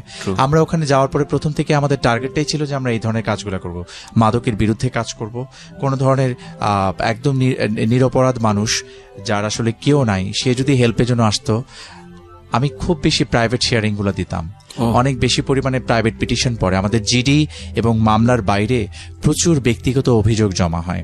এগুলা যখন আসে সেই বিষয়গুলো অনেক অত হিয়ারিং দেওয়ার সময় আসলে থাকতো না আমাদের, কিন্তু আমি প্রচুর সময় দিতাম এগুলাতে। এবং সত্যি কথা বলতে 1.5 বছর আমি আমার পরিবারকে যথেষ্ট বঞ্চিত করেছি। আপনার পরিবারের গল্পে না আমি একটু পরে আসবো, কিন্তু 1.5 বছরের এক্সপিরিয়েন্স গুলো স্টেপ বাই স্টেপ এক্সপিরিয়েন্স বলতে ওখানে যাওয়ার পরে আমি দেখলাম যে যাত্রাবাড়ি এলাকাতে ঠিক প্রান্তিক পর্যায়ে লোকজন অত বেশি নাই, কিন্তু আছে ওখানে ফ্লোটিং পিপল বেশি। কিন্তু ডেমরা এলাকাতে খুব গরিব টাইপের, যেটা বলতে বোঝায় রুরাল টাইপের লোকজন যেটা বোঝায়। আমি ওখানে যে কাজটা শুরু করলাম, আমাদের এটা সবাই করে ডিএমপিতে, মানে উঠান বৈঠক বলে এটাকে, বিট মিটিং বলে, এগুলা করে করে বিভিন্ন জায়গাতে আমার নাম্বার ছড়িয়ে দেওয়া শুরু করলাম। যে সেটা যে কোনো ধরনের ঝামেলাই হোক, যদি আপনি মনে করেন যে আপনি সামহাও ডিপ্রাইভড হচ্ছেন, আপনাকে কেউ নির্যাতন করছে, অন্যায়ভাবে আপনার সাথে কেউ আচরণ করছে, আপনি সরাসরি আমার সাথে ডিল করবেন। এবং আমার অফিসের অ্যাড্রেসটা দিয়ে আসতাম। এতে যেটা হলো কি যে অনেক বেশি পরিমাণে ফিডব্যাক পাওয়া শুরু করলাম আমি। এবং আমি মসজিদ মন্দির কোনো জায়গায় বাদ দেইনি, সব জায়গাতে মিটিং করেছি। এবং সবার কাছে ওখানে যাত্রাবাড়ি এলাকার রিক্সাওয়ালা, ডেমরা এলাকার রিক্সাওয়ালার কাছেও কিন্তু আমার নাম্বার আছে। এবং প্রায় সময় আমাকে অনেক, কিন্তু যেটা হয়েছে যে মানুষের খুব কাছাকাছি যাওয়ার একটা সুযোগ তৈরি হয়ে গেছে। এই কারণে যেটা হয়েছে কি, এবং আমি সবসময় একটু দেখতাম যে আমার কাছে আপনার ওখানে সিটি কর্পোরেশনের ওয়ার্কার্স যারা হচ্ছে সুইপার হিসেবে কাজ করেন, আমার কাছে লেডি সুইপার্স থেকে ধরে যারা যারা আছে সবাই আসে। এবং আমি খুব মানে ওনাদেরকে যখন আমি বসতে বলতাম না, ওনারা খুব মানে হয়ে যেত, একটু ইতস্তত বোধ করতেন যে আমার সামনে চেয়ারে বসে। আমি বললাম আপনি তো বসবেন, এই চেয়ার সবার জন্য, আপনাদের জন্য। এবং এনারাও ওনাদের বিশেষ বিশেষ প্রয়োজনে আমার কাছে আসতেন। আমার খুব ভালো লাগে। এবং তখন আমার কাছে মনে হয় যে আপনারা কিভাবে পেলেন, যে সনাতন ধর্মের আপনারা যারা আছেন, আপনারাই আমার সম্পর্কে এত বেশি কিভাবে জানলেন? তো উনি বলতেন যে আমি শুনেছি কারো কাছ থেকে, আপনার কাছে এসেছি এই হেল্পটার জন্য। তা আমার খুব ভালো লাগাটা এই জন্য, মানে আমার কাছে ঠিক অসাম্প্রদায়িক বাংলাদেশের যে একটা চিত্র, আমার কাছে মনে হতো যে এই জিনিসটা এরকম ভাবে হচ্ছে। এখানে আসছেন মানে আমরা কোনো রিলিজিয়ন, কোনো গোত্র, অন্য কোনো জায়গা থেকে ক্লাসিফিকেশনের সুযোগটা এখানে ছিল না। প্রত্যেকটা জায়গাতে ফোকাস করা যে আপনি নিরীহ নিষ্পেষিত হয়েছেন, হ্যাঁ, সবারটা আমার চোখের সামনে আসেনি। অফিসিয়ালি আমি নোটিফাইড যে পর্যন্ত না হতে পেরেছি সে পর্যন্ত তো আসলে আমার পক্ষ থেকে ইনিশিয়েটিভ নেওয়ার সুযোগটা ছিল না। কিন্তু যখনই আমি জানতে পেরেছি আমরা ইনস্ট্যান্ট ওখানে পদক্ষেপ নিয়েছি। আমার ওখানে অনেক ঘটনা ঘটেছে, এটা আসলে অনেক এলাকাতেই ঘটে। কিন্তু আমি আমাদের যেমন 38 দিন বয়সে একটা বাচ্চা ছেলেকে কিডন্যাপ করা হয়েছিল, and that was A challenge to me. মানে আমার টার্গেটটা ছিল 38 দিন বয়সে একটা ছেলে যদি 12টার সময় যদি বাচ্চাটা কিডন্যাপ হয় এবং রাতের 8টা-9টা পর্যন্ত তাকে পাওয়া যাচ্ছে না, তাকে যদি খাবার না দেওয়া হয় সে তো শেষ। আমার মানে তাকে পাবো কি সেটার চেয়ে আমার কাছে তখন বেশি হেডেক হয়ে গেল যে তাকে আমি জীবিত উদ্ধার করতে পারবো কিনা। এবং ঠিক 10:30টার সময় আমি যখন একদম ডিসঅ্যাপয়েন্টেড, মানে আমি আর পারছিলাম না, আমি নিজে মুভ করেছিলাম এটা নিয়ে একদম সকাল থেকে রাত পর্যন্ত। আমার ডিসি স্যার সিনিয়র অফিসার, এই জন্যই সিনিয়র অফিসার, আমার ডিসি স্যার আমাকে বললেন যে ইফতেখার, তুমি যে চেষ্টাটা করছো এটা একটু চালিয়ে যাও, তুমি পেয়ে যাবা। তোমার এই যে যাত্রাটা তুমি যে করছো, ওরা অলরেডি ভয় পেয়ে গেছে, ওরা কাছাকাছি আছে, যেতে পারে নাই, তুমি একটু চেষ্টা করে দেখো। একটা সিসিটিভি ফুটেজ পেয়েছিলাম, সেটাও প্রায় অলমোস্ট 40-50 হাত দূরের মতো করে। তাহলে তো বোঝাই যায় না, কিছুই বোঝা যায় না, খুবই অস্পষ্ট। একটা জিনিস দেখতে পেলাম যে একটা লোকের ফুল হাতা শার্ট আর হাতে একটা ছোট বাচ্চা। আমার গা শিউরে উঠেছে, কিছুই বোঝা যাচ্ছে না, কিন্তু প্রচন্ড গরম। এখন এই গরমের মধ্যে ফুল হাতা শার্ট কে পরবে, এটা আমার মাথায় প্রথমে নক করেছে। যারা চাকরি বাকরি করেন তাদের হয়তো ফর্মাল ড্রেসে যেতে হয় অফিসগুলোতে, কিন্তু সেই সময়টা অফিসে যাওয়ার সময় ছিল না, সেটা 12:30-1টার সময়। তাহলে এমন একজন লোক, যে লোক আসলে চাকরি বাকরি হয়তো করেন না, কিন্তু মানে কে হতে পারেন কাছাকাছি। তারপরে ও বাচ্চার মায়ের সাথে কথা বললাম, বাচ্চাটার নাম ছিল পিয়াস। ওর মায়ের সাথে কথা বলার পর উনিই বলল যে আমার সন্দেহ আছে। উনি সন্দেহ অনুযায়ী এইভাবে নাম বলল। তা আমার টার্গেট ছিল ওনার সাসপেক্ট যে ব্যক্তি, সে আসলে ফুল হাতা ইসে আছে কিনা। আমার প্রথম এটা ছিল যে আমি ওটাকে ক্রস চেক করতে চেয়েছিলাম। প্রথমবার যখন আসলো ওনার সাসপেক্টেড ব্যক্তি, ফুল হাতা একটা পোশাক পরা, কিন্তু সেটা শার্ট ছিল না, আমাকে একটু কনফিউজ করে দিল। তারপরে আমার কাছে মনে হয় কোনোভাবেই স্বীকার করছে না, অনেকক্ষণ ধরে কথা বলছি। একটা সার্টেন টাইম পরে এসে দেন আমি ওকে ছেড়ে দেই। পরের বিষয় আসলে পুরো ডিটেইলে বলা যাবে না, কারণ এটা আমাদের অনেক পলিসির মধ্যে আর কি। তো জাস্ট তার কিছুক্ষণ পরেই একটা প্লেসে, যেখানে আমার একটা টিম অলরেডি ফিক্সড করা ছিল, ওখানে বাচ্চাটাকে রেখে চলে যায়। বাচ্চাটাকে রেখে যখন চলে যাচ্ছে, বাচ্চাটার শব্দ করে আমার পুলিশ আর ওখানে একজন মহিলা, ওরা টের পেয়ে যায়, দৌড় দেয়। তারপর আমিও দৌড় দিই। বাই দিস টাইম ইলেকট্রিসিটি চলে যায়। রাতের বেলা 11টার সময় দৌড়াচ্ছিলাম, সারা সকাল থেকে তো ড্রেস পোশাক খোলারও সময় পাইনি। ওখানে দৌড়ে যে বাচ্চাটাকে যে দেখলাম, আলহামদুলিল্লাহ, মানে তার সবকিছু ঠিকঠাক আছে, পালস টালস সব ঠিক আছে। ওটা দেখার পরে তাড়াতাড়ি নিয়ে বললাম যে ওকে আগে দুধ খাওয়ান। আমরা দুধ টুধ কিনে টেনে, কারণ ওই মুহূর্তে মানে ছেলেটার মাও একদম ইসে না, হিতাহিত জ্ঞান শূন্য। বাই দিস টাইম ওখানে এক মহিলা দৌড়ে যাচ্ছিল, ওই মহিলাকে অ্যারেস্ট করা হলো। ওই মহিলার কাছ থেকে আমরা একটা নাম পেলাম, এবং নাম পেয়ে দেখলাম সেই লোক হচ্ছে বাচ্চার নিজের আপন বাবা। কত কত সাসপেন্স, মানে এটাই বললাম যে এটা নিয়ে যদি আমরা চলি তাহলে এরকম জীবন গল্পের 3-4টা এপিসোড বানানো যাবে, যে এরকম স্টেপ বাই স্টেপ। সো না, আপনি যেই ঘরানাতে ছিলেন, সংস্কৃতি অঙ্গনের মানুষ, যখন এই ধরনের, এটাকে ক্রুয়েলিটি বলবো নাকি নির্মমতা বলবো, ফেস করা শুরু করলেন, নিজের ভিতরে কি লাগছিল? প্রথম যেটা হতো কি, যে অনেক আমাদের অপমৃত্যু হয়, আপনার অনেকে ফাঁসি দিয়ে মারা যায় যারা আত্মহত্যা করেন। আমি খুব ডিসকারেজ করি, এটাকে ডেপ্রিসিয়েট করি, এবং এটা করা উচিত প্রত্যেকেরই, কারণ আত্মহত্যা কখনোই কোনো সমাধান নয়। এই মেসেজটা আসলে দিয়ে দিচ্ছে এখনই। কারণ আপনি কারো কাছ থেকে কষ্ট পেয়ে আত্মহত্যা করলেন, যার কাছ থেকে কষ্ট পেয়ে আপনি আত্মহত্যা করলেন, সে কিন্তু দিব্যি খুব সুন্দরভাবে জীবনযাপন করছে। মাঝখান দিয়ে আপনি যেটা করলেন, আপনার পরিবারকে কাঁদিয়ে চলে গেলেন, এবং অনেক কিছু ক্ষতিগ্রস্ত করে গেলেন, অনেককে ক্ষতিগ্রস্ত করে গেলেন। এই জায়গাতে আপনার লাইফে অবসাদগ্রস্ততা থাকবে, আপনার লাইফে অপ্রাপ্তির বেদনা থাকবে, কিন্তু সেটাই শেষ কথা নয়। ঘুরে দাঁড়ানোর যথেষ্ট সুযোগ থাকে। নিজেকে থট দিতে হয়, নিজেকে কাউন্সেল করবেন। যদি সেটা না করতে পারেন, মনে হয় যে কাছের কোনো বন্ধু বা কেউ যদি আছে যার সাথে কথা বলে আপনি হালকা হতে পারবেন, তার সাথে কথা বলবেন। ফ্যামিলির কারোর সাথে কথা বলবেন। যদি সেটাও না পারেন, দেখেন, মানে আশপাশে খোঁজেন, নিজেকে সময় দেন। আমাদের আশপাশে অনেক রিসোর্সেস আছে, চাইলেই নিজেকে কোনো একটা কিছুর সাথে মানিয়ে নেওয়া যায়। অনেক এই কষ্ট থেকে আমাদেরকে বেঁচে উঠতে হবে।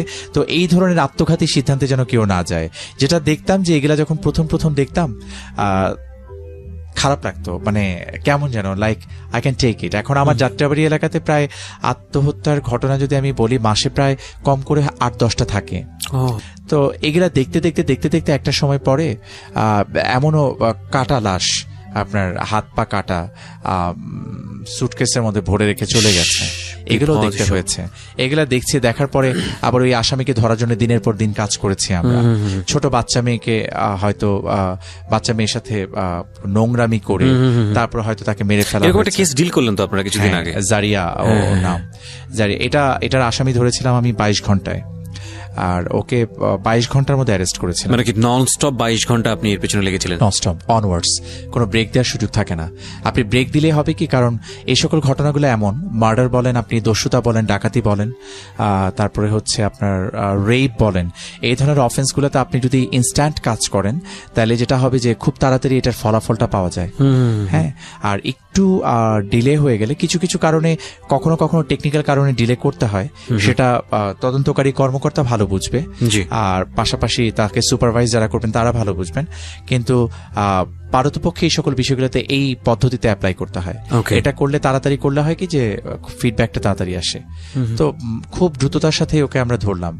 তারপর আমাদের আরেকটা ক্লুলেস মার্ডার ছিল, এক লোককে মেরে তার গলার ভিতরে গামছা, তারপর হচ্ছে আপনার গেঞ্জি টেঞ্জি ভরে দিয়ে চলে গিয়েছিল। এটার ক্ষেত্রে আমার সিনিয়র স্যারদের কন্ট্রিবিউশন ছিল ভালো, এবং আমরা আসামি ধরার জন্য খুব লেগেছিলাম। এবং এই জন্য একটা বিষয় সবসময় আমরা এপ্রিসিয়েট করি যে আমাদের থানা এলাকাতে আমরা বলি, আশেপাশে যাদের দোকান টোকান অনেক কিছু আছে তাদেরকে বলি যে সিসিটিভিটা আপনারা রাখবেন, দিস ইজ ইম্পর্টেন্ট। কারণ এটা হলে হয় কি যে একটা প্রমাণ থেকে যায়। কারণ পুলিশ কিন্তু কোনো দৈব শক্তি নিয়ে কাজ করে না, তারা আশপাশ থেকে প্রমাণ, এভিডেন্স, ফিজিক্যাল এভিডেন্স, এগুলোর উপর ভিত্তি করেই কাজ করে। তো এই জিনিসগুলো অনেক হেল্পিং এলিমেন্ট হিসেবে তখন আসে, অ্যান্ড দ্যাট হেল্পস। ওয়াও, আমার কাছে অবাক লাগছে যে মানে কোথাকার এক শিশু ছোটবেলায় সে ক্লাস ক্যাপ্টেন হতো, সে চলে গেল এখন মার্ডার তাকে ধরার জন্য, এবং 22 ঘন্টায় সে সেটা করে ফেলছে। আমি এই জায়গাগুলোতেই একটু থাকতে থাকতে একটু পরিবারের দিকে যেতে চাই, কারণ আমি জানি যে আপনার একটা ছোট্ট মেয়ে আছে এবং যাকে আপনি জান প্রাণ উজাড় করে ভালোবাসেন। উনি আমার ফেসবুক আইডিতে আছে, যে কারণে ওনার অনেক খবরাখবরি আমি জানি। And she is so cute, মাশাআল্লাহ। আমার নিজের একটা মেয়ে আছে।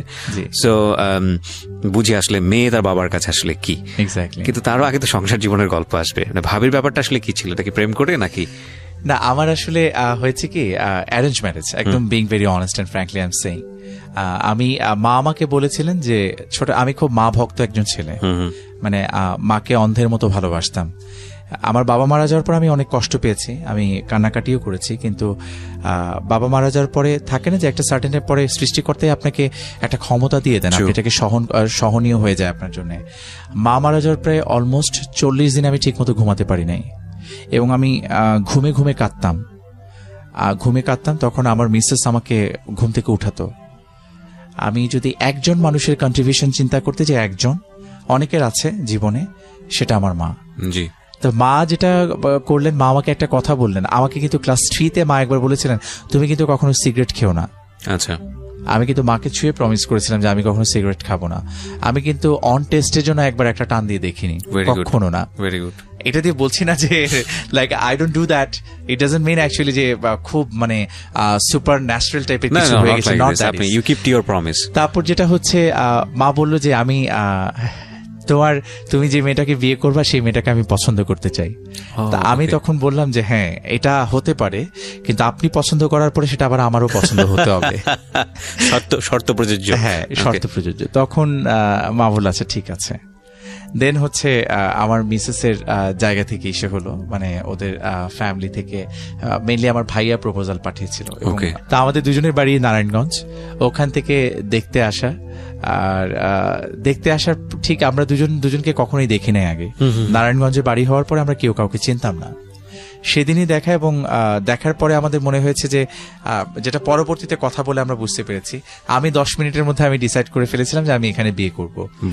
ঠিক একইভাবে অ্যাট দ্য সেম টাইম আমার মিসেসও সেই ডিসিশনটা ওখানে নিয়ে ফেলেছে। সেও 10 মিনিটের মধ্যে নিয়েছে। 10 মিনিট হয়তো একটু বেশি লেগেছে কিনা, মনে হয় যে মেয়ের একটু বেশি সময় নেয়। ওকে। তো তখন ওখান থেকে বিয়েটা এসে হলো, আর ঠিক হলো। তারপর আমরা বাই দিস টাইম নিজেরা একটু ওভার ফোনে কথা বলেছি, কথা বলে একটু জেনে নেয়া নিজেদেরকে। জেনে নেওয়ার জায়গা থেকে। এবং তখন আমার মনে হলো যে we could be the right persons and right people for each other. সেই জায়গা থেকে ফ্যামিলির ডিসিশনও ছিল, আমাদের ডিসিশন ছিল, তারপর বিয়েটা আলহামদুলিল্লাহ হয়ে গেল।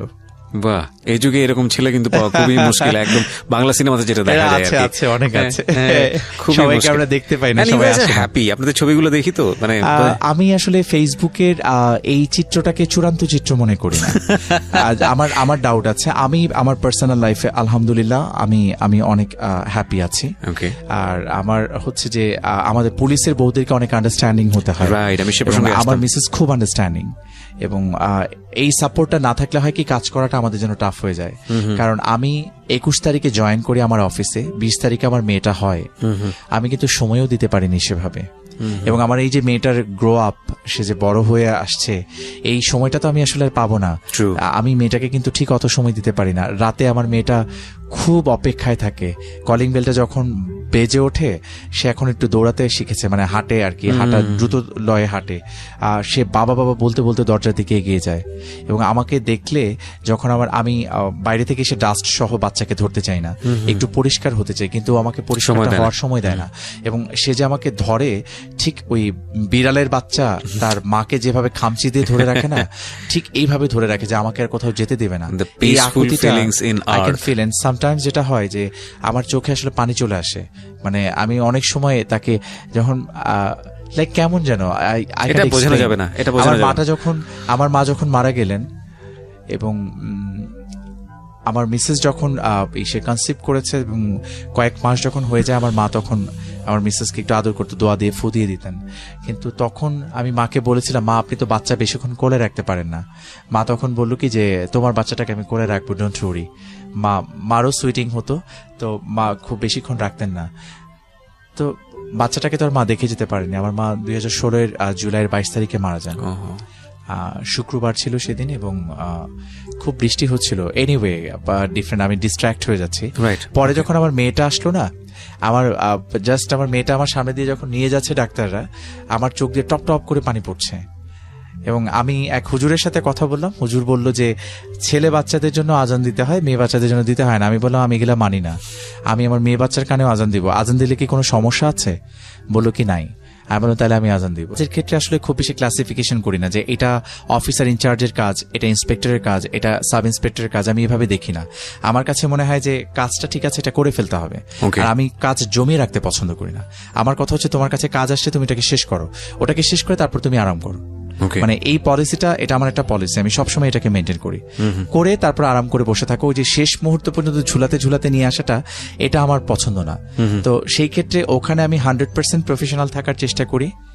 আর আমি মনে হয় বাস্তব জীবনে মনে একটু ইমোশনাল মানুষ, আমার মধ্যে সেন্সিটিভিটি আমাকে খুব ছুঁয়ে যায়। এবং এটা হওয়ার কারণে যেটা হয় যে আমি যখন কোনো বয়স্কা মহিলা দেখি, ওখানে আমি আমার মাকে খুঁজে বেড়ানোর চেষ্টা করি। এবং অনেক সময় হয় না যে কিডন্যাপ হয়েছে আপনার এলাকায়, আমার যাত্রাবাড়িতে আমি যখন যাই তখন এটা খুব ছিল, অনেক বেশি ছিল। আমরা কয়েকটা চক্রকে ভেঙে দেওয়ার পরে এটা অনেক কমে আসছে, পার্সেন্টেজ খুব কম। তো যখন হতো দেখা যাচ্ছে আমি লাঞ্চ করতে পারছি না, 4:30 বাজে, মাত্র লাঞ্চ করব, বসছি, এখন করব, টেবিলে নিয়ে বসছি, সেই সকালে খাবার নিয়ে এসছি বাসা থেকে, ওই খাবার তো ইতিমধ্যে ঠান্ডা হয়ে গেছে, এখন ওটা খেতে যাব, ঠিক সেই মুহূর্তেই একজন এসে বলছেন যে স্যার আমার ভাইকে কিডন্যাপ করে নিয়ে গেছে আর টাকা পয়সা চাচ্ছে।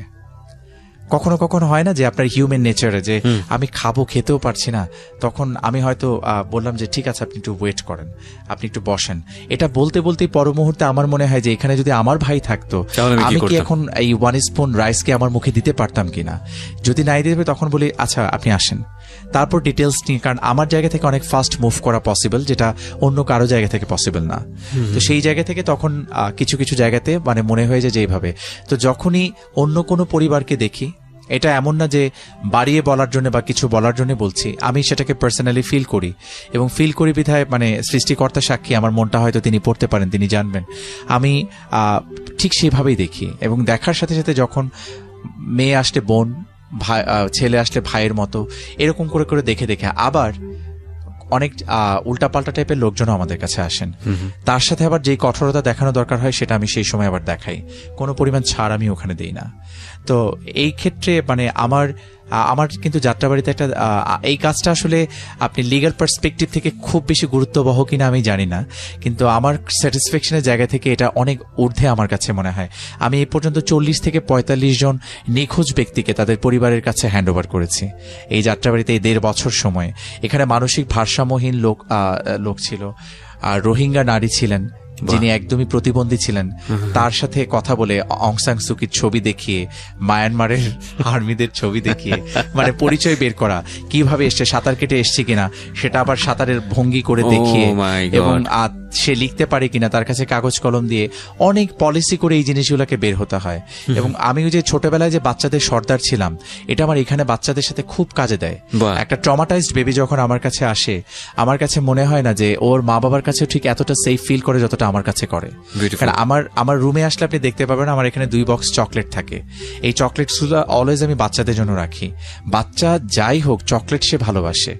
আমি একটা বাচ্চা ধরেন হারিয়ে গেছে, কাঁদতেছে, হাউমাউ করে কাঁদতেছে, ও আসার সাথে সাথে আমি চকলেটগুলো এইভাবে যখন ধরি, ও কাঁদতেছে, এই কাদার মাঝখান থেকে চকলেটগুলো নিচ্ছে, নিয়ে আমার পকেটে ঢোকাচ্ছে। তারপরে যেটা অনেক সময় হয় যে অনেক বাচ্চা আমার আদরে তুষ্ট হচ্ছে না, তখন আমার যে নারী পুলিশ সদস্য থাকে, যেহেতু নারী মায়ের একটা ছোঁয়া থাকে তাদের মধ্যে, আমি তাদেরকে ডেকে নিয়ে আসি, ওরা একটু আদর করে তারপরে মুখ টুক পরিষ্কার টরিষ্কার করে খাইয়ে দেওয়ার ব্যবস্থা করি। এবং যেই টেকনিকে কথা বলি, এই মেসেজটা এই জন্য দিতে চাচ্ছি, কখন আপনারা কোনো হারিয়ে যাওয়া বাচ্চা পেলে যে কাজটি করতে পারেন, যেটা আমি করি, সেই ক্ষেত্রে হচ্ছে তাকে জিজ্ঞেস করবেন তোমার বাড়ির সামনে কি আছে, কোন স্কুল আছে যে বাচ্চা কথা বলতে পারে, তার ক্ষেত্রে বলছি এটা। স্কুল আছে, কোনো মাদ্রাসা আছে, কোনো মাঠ আছে, কোনো বাজার আছে, একটা না একটা কিছু সে জানতে পারে, একটা না একটা কিছু সে বলে। কোনো পুকুর আছে, নাম বলে ফেলে একটা। আচ্ছা, তোমাদের বাসা থেকে কি কোনো বাস টাস, ওখান থেকে কোনো বাস টাস আসা যাওয়া করে, সেই বাসের নাম কি জানো? আচ্ছা, তোমার এলাকার মেম্বারের নাম জানো? আচ্ছা, তোমার এলাকার নাম কি? এইরকম ফ্রিকোয়েন্টলি ডেলিভারেটলি কিছু কোয়েশ্চেন্স তাকে করতে হয়। করলে স্কুলের নাম, এলাকার নাম যদি বলে যায়, তখন আমরা যেটা করি, এলাকার নাম যদি বলতে পারে সেক্ষেত্রে ওই এলাকার চেয়ারম্যানকে নক করি। আচ্ছা, আর তখন ওরা তো ওদের বাবা মায়ের নামটা বলতে পারে, ওই চেয়ারম্যানকে নক করলে তারপরে হচ্ছে দেখেন যে এইরকম একটা বাচ্চা এই হয়েছে। এবং বিশ্বাস করেন এই চেয়ারম্যান মেম্বাররা যে কত আগ্রহী হয়ে সাহায্য করে। তখন আমি এমন একজন চেয়ারম্যান মেম্বার পাইনি যে আমি একটা কল দিয়েছি জানার জন্য, তার বাড়ি হয়তো এক জায়গায়, সেখানে যেতে তার হয়তো 1.5 ঘন্টা লাগবে, চেয়ারম্যান কাউকে পাঠাই দিয়েছে, তিনি নিজে চলে গেছেন। And I really loved it. মানুষ মানুষকে সাহায্য করতে চায়, সেটা করার জন্য একটা ধাক্কা দেওয়া দরকার। সেই ধাক্কাটা যখন পায় তখন তারা সাহায্য করেন আসলে। পরে এরকম করে করে মানে বাচ্চাদের বাবা মা যখন, এটা শুরু করলাম কিভাবে, যখন আমি যাত্রাবাড়িতে আসলাম, একটা মহিলা আসলেন, এসে বলতেছে যে আমার ছেলেটাকে 1 বছর ধরে স্যার পাই না। তা আমি একটু হতভম্ব হয়ে গেলাম যে 1 বছর। তখন বলতেছে হ্যাঁ, একবার একটা নাম্বার থেকে কল আসছিল, এসে বলছিল যে এইখানে আমার ছেলে হয়তো থাকে, কিন্তু সে শিওর না, অনেক আগে, সেই কলও এসেছিল 7-8 মাস আগে। আমি বললাম নাম্বারটা আমার কাছে একটু নিয়ে এসেন। নাম্বারটা তখন আমি খুব একটা গুরুত্ব দিচ্ছিলাম না, কারণ হাজবেন্ড ওয়াইফ দুজনকে আমার খুব মানে খামখেয়ালিপূর্ণ মনে হচ্ছিল যে 1 বছর হয়ে গেছে, তার যে ইমোশনসটা থাকা দরকার সেটা আমি পাচ্ছিলাম না ওখানে, যে ঘটনা অন্য কিছু আছে কিনা। কিউরিয়াস মাইন্ড আমাদের থাকতে হয় আসলে, যেহেতু ইনভেস্টিগেটর বা এই রিলেটেড কাজগুলো পুলিশরাই করেন, এই বিষয়টা থাকতে হয়। ওই মহিলাটা পরের দিন আমার কাছে একা আসলেন। উনি এসে ঠিক ওনার চোখ দিয়ে মনে হলো যে মুক্তার মতো করে পানিগুলা গোল গোল হয়ে পড়ছিল। এটা দেখে আমি আর ঠিক থাকতে পারিনি। আমার কাছে মনে হয়েছে at any cost I have to rescue this বয়। এবং আমি ওই নাম্বারটা দিয়ে ব্যবস্থা করলাম। নাম্বারটা দিয়ে দেখতে পেলাম যে ছেলেটা যশোরের বেচপাড়াতে অবস্থান করছিল। ওকে। তখন আমাকে আবার, আমি ওই মুহূর্তে আমার এক ব্যাচমেট ছিল ওখানে, সেও দূরে ছিল, সে কোঅপারেট করতে পারছিল না, এক সাংবাদিক ভাই, তার সাথে আমার মাত্র 3-4 দিন আগে পরিচয় হয়েছে। উনি আমাকে বললো ভাই আমার বাসা হচ্ছে যশোরে, আপনি বললে আমি হেল্প করব। দেখেন, একটা হেল্প করার একটা মানসিকতা এক জায়গা থেকে শুরু হলে সবাই কিন্তু আসে। এবং এই সাংবাদিক ভাইকে আমি আসলে হার্টফেল থ্যাঙ্কস জানাই যে ওই মুহূর্তে উনি অনেক বড় একটা কাজ করেছেন। এবং উনি তখন নিজেই চলে গেলেন, নিজে চলে যে আমি যে জায়গাতে বললাম ওখান থেকে যে ওই বাচ্চাটাকে পেলেন। এবং 1 বছর পরে তো আমার অফিসে বাইরে থেকে কোনো কিছু নিয়ে আসা নিষেধ। অনেকে অনেক কিছু নিয়ে আসতে চায়, ফল টল নিয়ে আসতে চায়, মিষ্টি নিয়ে আসতে চায়, তা আমি এটাকে কমপ্লিটলি ডিসকারেজ করি আমার অফিসে। তো ওই ভদ্রলোক, শীতের দিন ছিল তখন, বাচ্চাটাকে যখন পেল, তো এসে সারাক্ষণ আমার হাতটা তার বুকের মধ্যে ধরে রাখছিল আর হাওমাও করে কাঁদতেছিল আর কি। তো কান্নার পরে আমি আর জানি না, দেখলাম যে তার ছেলের হাতে পেছনে 2টা মিষ্টির প্যাকেট। তা আমি বললাম যে আপনার ছেলেকে আপনি পেয়েছেন, আমি অনেক খুশি হয়েছি, কিন্তু এটা লাগবে না এখানে। তখন ওই হাতটা বুকের মধ্যে রেখে বলল যে আপনি যদি এখান থেকে একটা মিষ্টিও না খান আমার আত্মাটা শান্তি পাবে না। তখন আমার কাছে মনে হয়েছে হ্যাঁ, we should pick this sweets. And আমি তখন আমার পুরো অফিসের মধ্যে স্টাফদের মধ্যে সেই মিষ্টিটা বিতরণ করি এবং আমি একটার বদলে 2টা মিষ্টি খেয়েছিলাম। আমার না শুনে শুনে অনেক লোভ হচ্ছে এই কারণে যে মানুষ তো ধরেন একটা মানুষ রিওয়ার্ডেড হওয়ার জন্য তার একটা ক্ষেত্র লাগবে, ক্ষেত্রে তার পারফরমেন্স লাগবে। আপনারা সেই ক্ষেত্রটা পেয়েছেন, মানে যদি কাজটা করতে পারেন মানুষের ভালোবাসা, এই লাভটা আপনি কোথায় পাবেন? মানে বেঁচে থাকা অবস্থায় তো সম্ভব না, একমাত্র ডাক্তার হলে সেটা অন্য জিনিস, মৃত্যুর কাছ থেকে টেনে হেঁচড়ে ফিরে নিয়ে আসতেছে সেই জায়গাটা, আর পুলিশের জায়গাটা যেটা পুরোপুরি মিসিং, সেই জায়গাটাকে সে রিবিল্ড করতেছে। আসলে আমাদের দেশে কিছু পুলিশ অফিসার আছেন যারা সত্যি সত্যি রোল মডেল হবার মতো, এবং তাদেরকে আমরা বেশি বেশি করে ফোকাস করতে চাই। এবং আমি খুবই অনার ফিল করছি, টু বি অনেস্ট ভাই, যে আপনি আমার এই অনুষ্ঠানে আসছেন। হ্যাঁ, এবং লাখ লাখ মানুষ আপনাকে শুনছে। আমাদের এই অনুষ্ঠানটা ইউটিউবে থেকে যাবে, এটা আপনার বয়স বেড়ে যাবে কিন্তু অনুষ্ঠানের বয়স কখনো বাড়বে না, এটা থেকে যাবে। এবং আপনি মাঝে মাঝে নস্টালজিয়া যখন হতে যাবেন, আপনি অনুষ্ঠান ডাউনলোড করে শুনতে পারবেন ইউটিউব থেকে। এটা একটা ভালো লাগার বিষয় কেন হিসেবে থাকবে এটা বলি, আমার জন্য কেন ভালো লাগার থাকবে, কারণ আমি ব্যক্তিটা 5 বছর 5 মাস চাকরির পরে কি কথা বললাম, আর আমি ব্যক্তিটা 25 বছর পরে এরকম থাকলাম কিনা, অডিয়েন্সের কিন্তু সেটাও কিন্তু যাচাই করার একটা সুযোগ থাকবে। কারণ আজকে আমাকে নিয়ে সিদ্ধান্ত নেওয়ার মতো জায়গা আসলে তৈরি হয়নি এখনো, কারণ চাকরিটার আমি একদমই ইনিশিয়াল স্টেজের ইনিশিয়াল পর্যায়ে আছি। But you got the lot of popularity, মাশাআল্লাহ। এটা হতে পারে যে আগে থেকে আমি ডিবেট করতাম, আমার একটা ওইখানে একটা ঘরানার লোকজন আছে, আবৃত্তি করতাম সেখানে একটা লোকজন আছে, আর মানুষের জন্য তখন স্টুডেন্ট থাকা অবস্থায় কিছু কাজ করতাম, এবং আমার বাবা মাও করতেন। সত্যি কথা বলতে যেটা যে এটা আমার মধ্যে আকাশ থেকে এসে পড়েনি, আমি ওটা দেখেছি, আমার দাদিকে আমার করতে দেখেছি, এটা আমার বাবা মাকে করতে দেখেছি। ওটা হয়তো যে পারিবারিক একটা জায়গা থেকে আমার মধ্যে এসে ভর করেছে ব্যাপারটা। হয়তো তারা আমার মতো সুযোগ পেলে তারা আমার চেয়ে আরো বেশি হয়তো করতেন, বা আরো অনেকে হয়তো করেন, যেটা হচ্ছে পাত প্রদীপের আলোয় আসলে সবসময় আসেন না, মানে এই বিষয়গুলোকে তুলে আনা হয় না, বা তারা হয়তো সোশ্যাল মিডিয়াতে অ্যাক্টিভ না, তাদের জিনিসগুলো দেখা যায় না আমাদের। এবং ট্রাস্ট মি, যে আপনি যে পারসেপশনের কথা বললেন, it's being changed. Young generations এর এত অফিসার, ইভেন আমাদের এখন যে আমাদের যে স্যারদেরকে আমরা এসপি স্যার হিসেবে যাদেরকে পাচ্ছি, বা তাদেরও সিনিয়র যারা আছেন, এত বেশি ফ্রেন্ডলি, এত বেশি ফ্লেক্সিবিলিটি এখন সব জায়গাতে, এত ইজিলি আমরা কথা বলতে পারছি, যে আগে কিন্তু একজন ডিআইজি স্যারের কাছে যাওয়ার কথা আমরা চিন্তাও করতে পারতাম না আগের সিচুয়েশন। তখন হয়তো সেটা সেরকম পরিস্থিতি ছিল, কারণ নিচের অফিসারে অনেক কিছু করে ফেলতে পারতেন। এখন কিন্তু আমরা একটা সমস্যা নিয়ে DIG sir, additional DIG sir, তারপর হচ্ছে additional IG sir, even sometimes আমরা আইজি স্যারের কাছে, কমিশন স্যারদের কাছে চলে যেতে পারি। মানে এই যে একটা সুযোগ তৈরি হওয়া, এবং এটা শুধুমাত্র আমাদের জন্য না, স্যারদের কাছে কিন্তু সবাই চলে যেতে পারে। এবং সিনিয়র স্যার থেকে ধরে প্রত্যেকের নাম্বার কিন্তু এখন আপনার সোশ্যাল মিডিয়া বলেন আর ইন্টারনেটে বলেন, সব জায়গাতে ছড়িয়ে দেওয়া আছে, আপনি চাইলে ইজিলি কন্ট্যাক্ট করতে পারছেন। তো এই ব্যাপারগুলো আমি বলি যে এগুলো চেঞ্জেস এর একটা ইস্যু, কারণ দীর্ঘ সময়ে চলে আসা একটা প্রক্রিয়া, আপনি ধরেন যেভাবে আপনি দেখে আসছেন সেই পারসেপশন হঠাৎ করে আমি দূর করে ফেলতে পারবো না। আর আরেকটা বিষয় হচ্ছে, সেবা খাত দিয়ে আপনি কখনোই পাবলিক বলেন আর যাকেই বলেন, কাউকে 100% স্যাটিসফাই কখনোই করতে পারবেন না। রাইট। এবং আমরা বিশ্বাস করি, আমরা খুব অনার ফিল করব আজকে ইফতেখারুল ভাইকে দিয়ে শুরু করেছি। আপনার ডেজিগনেশনটা যদি একটু বলতেন। আমি সিনিয়র সহকারী পুলিশ কমিশনার, ডেমরা জোনের দায়িত্বে আছি। আমরা তাকে দিয়ে শুরু করেছি, এবং আমরা প্রত্যাশা করব, আমরা আশা করব যে আমাদের এই অনুষ্ঠানে সরকারি কর্মকর্তা যারা আছেন, পুলিশ অফিসার যারা আছেন, যারা ভালো কাজ করছেন, তাদেরকে আমরা নিয়ে আসতে পারলে আমরা অনার ফিল করবো। আমরা সেই চেষ্টা অব্যাহত রাখবো। আপনার অনেক প্রতিভা আছে আমি জানি, কিন্তু আমাদের অনুষ্ঠানটা আসলে জীবন গল্প ভিত্তিক, আমি বলেছিলাম আপনাকে, সে অর্থে গল্পটাই বেশি হয়েছে। কিন্তু আমরা শেষের দিকে এসে একটা কবিতা শুনতে চাই, একটা গান শুনতে চাই আপনার কাছে। আমি আসলে একটু দ্রোহের কবিতা বেশি পড়ি। বিদ্রোহের কবিতাগুলা, বিদ্রোহী যে কবিতা, বিদ্রোহী টাইপের দ্রোহ থাকে, যেখানে রুদ্র রসের ব্যাপার থাকে, ওই কবিতাগুলো আমার বেশি পড়া হয়। অনেকে বলে যে রোম্যান্টিক কবিতাটা পড়লে বেশি ভালো হতো, আগে পড়তাম, এখন আর পড়ি না। আর লাস্টে যেটা হয়েছে সেটা হচ্ছে দুইটা মিক্সড করে পড়ি আর কি। ওকে, আচ্ছা, ছোট্ট কবিতা পড়ছি। এটি হচ্ছে নির্মলেন্দু গুণের যাত্রাভঙ্গ। হাত বাড়িয়ে ছুঁই না তোকে, মন বাড়িয়ে ছুঁই, দুইকে আমি এক করি না, এককে করি দুই। হেমের মাঝে শুই না যবে, প্রেমের মাঝে শুই, তুই কেমন করে যাবি? পা বাড়ালেই পায়ের ছায়া, আমাকে তুই পাবি।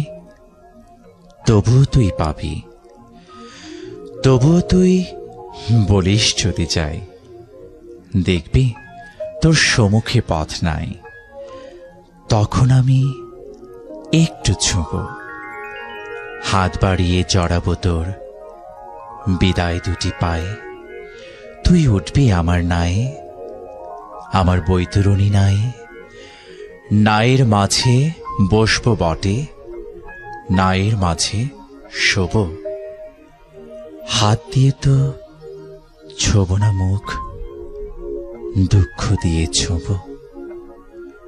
তুই কেমন?